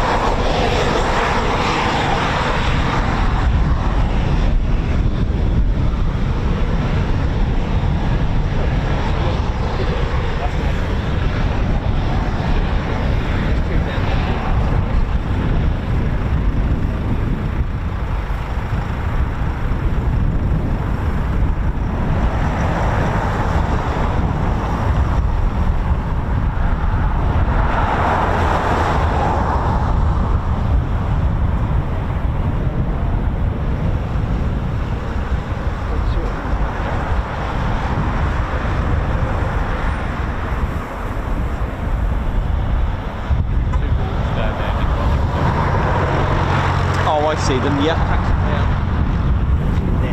Right. Are you in right here?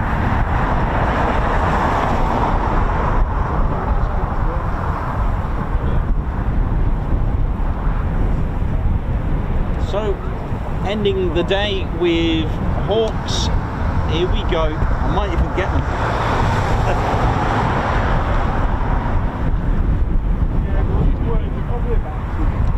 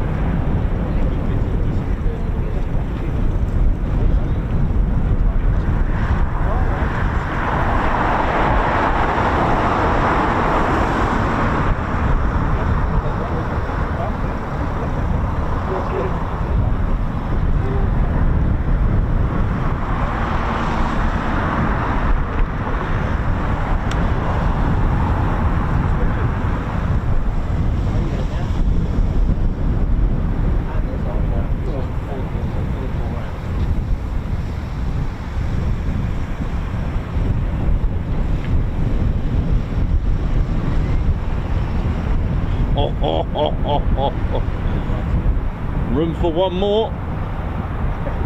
What do you reckon? Look at this. If they go out in a 4, that would be amazing, wouldn't it?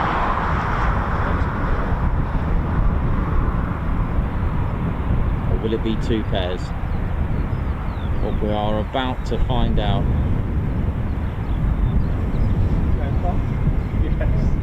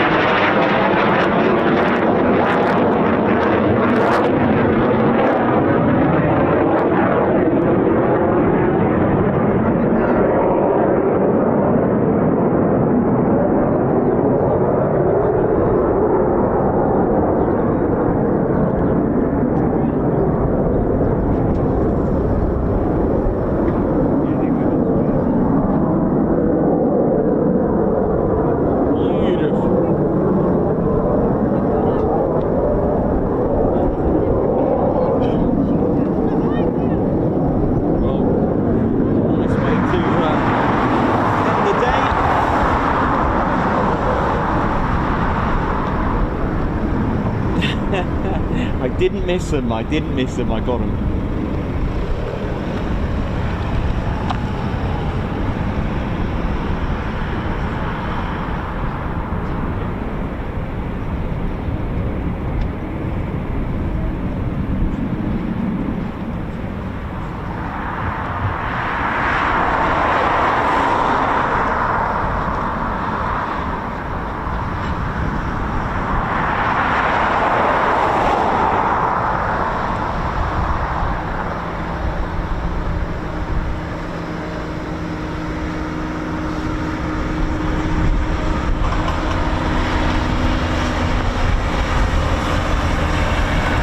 Sally Leyland, thank you very much for the super sticker. Thank you so much. Andrew Wright, thank you so much as well for 26 months membership with our squadron. Thank you. And Lorraine Burrows, welcome to the Ted Coningsby Squadron. Guards March, thank you very much. And Scorcher, 20 months as well. Thank you so much. Thanks for all you do. Best military aviation channel. Thank you very much, ladies, gents, and teddy bears.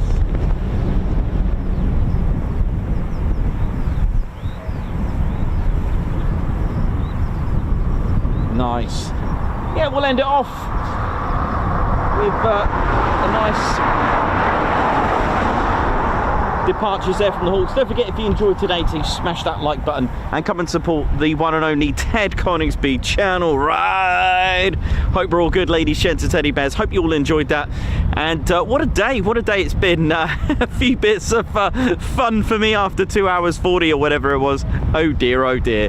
I know, never mind, it happens. But I haven't done that in a long time, actually. So, RAF Coningsby, thank you very much for what you do. Thank you. And all our viewers, thank you so much. Hope you enjoyed today. We'll be back tomorrow, but it's going to be a bit squishy, unfortunately. So we may have a later start. We'll see. And then Wednesday, wow, we're underwater, I think, Ted, aren't we? Yeah, we'll have to be careful of that fur. So yeah, I hope you enjoyed today, and thank you all of you who supported the channel, and sorry about that moment, but we're all good. Oh dear, nice one. Honestly, thank you so much. It's been great. The flying's been amazing, and you've been amazing as well. So my name's Nikos, cameraman and commentator. This is our squadron leader, Ted Coningsby, and you've been watching the Ted Coningsby channel live here at RAF Coningsby. So for the last time for today, see you soon. Wish you well. Right, let's do this, Ted. Hit the button. Yeah, you can hit the button this time, Ted.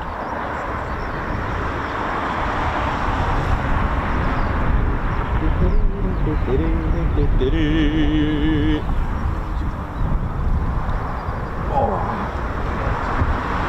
One light to go, 1,000. I'm sure we could get that.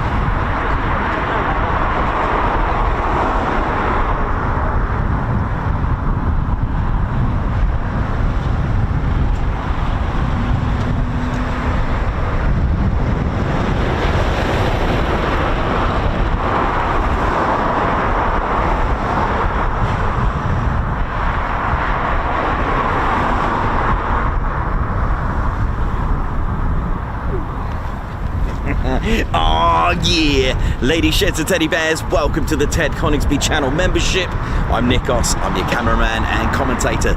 This is our squadron leader, Ted Coningsby. Just want to say a massive thank you to all our members.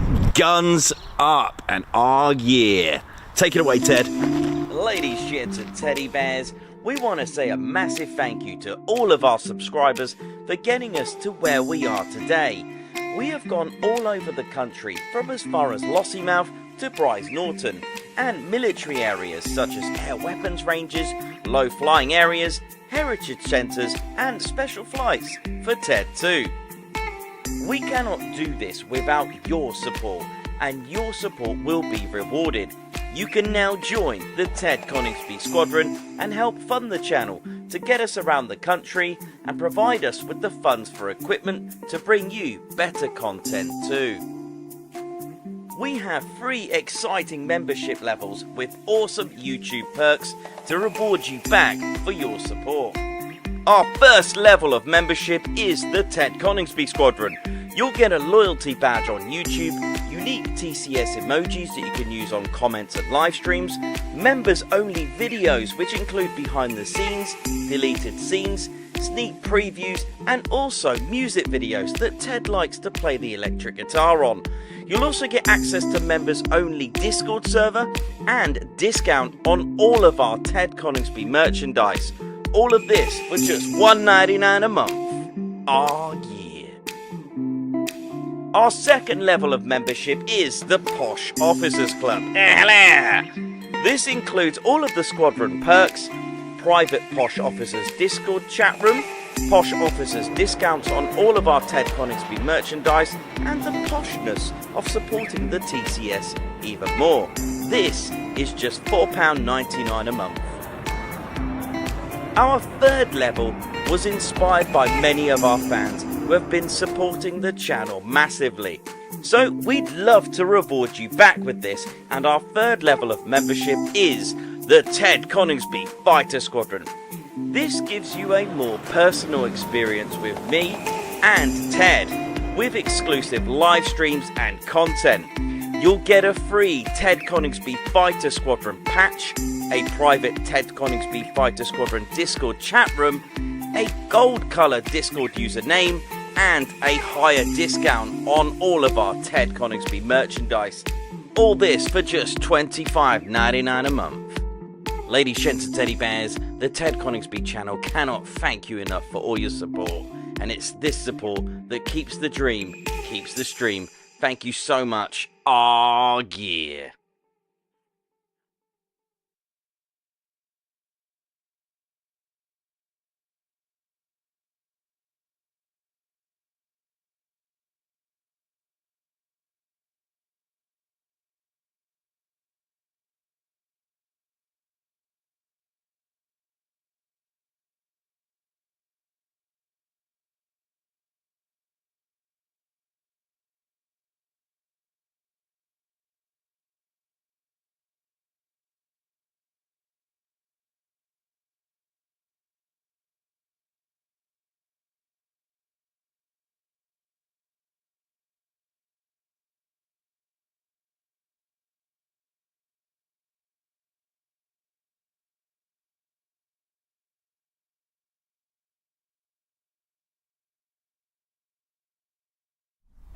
Golf India, Brian 31,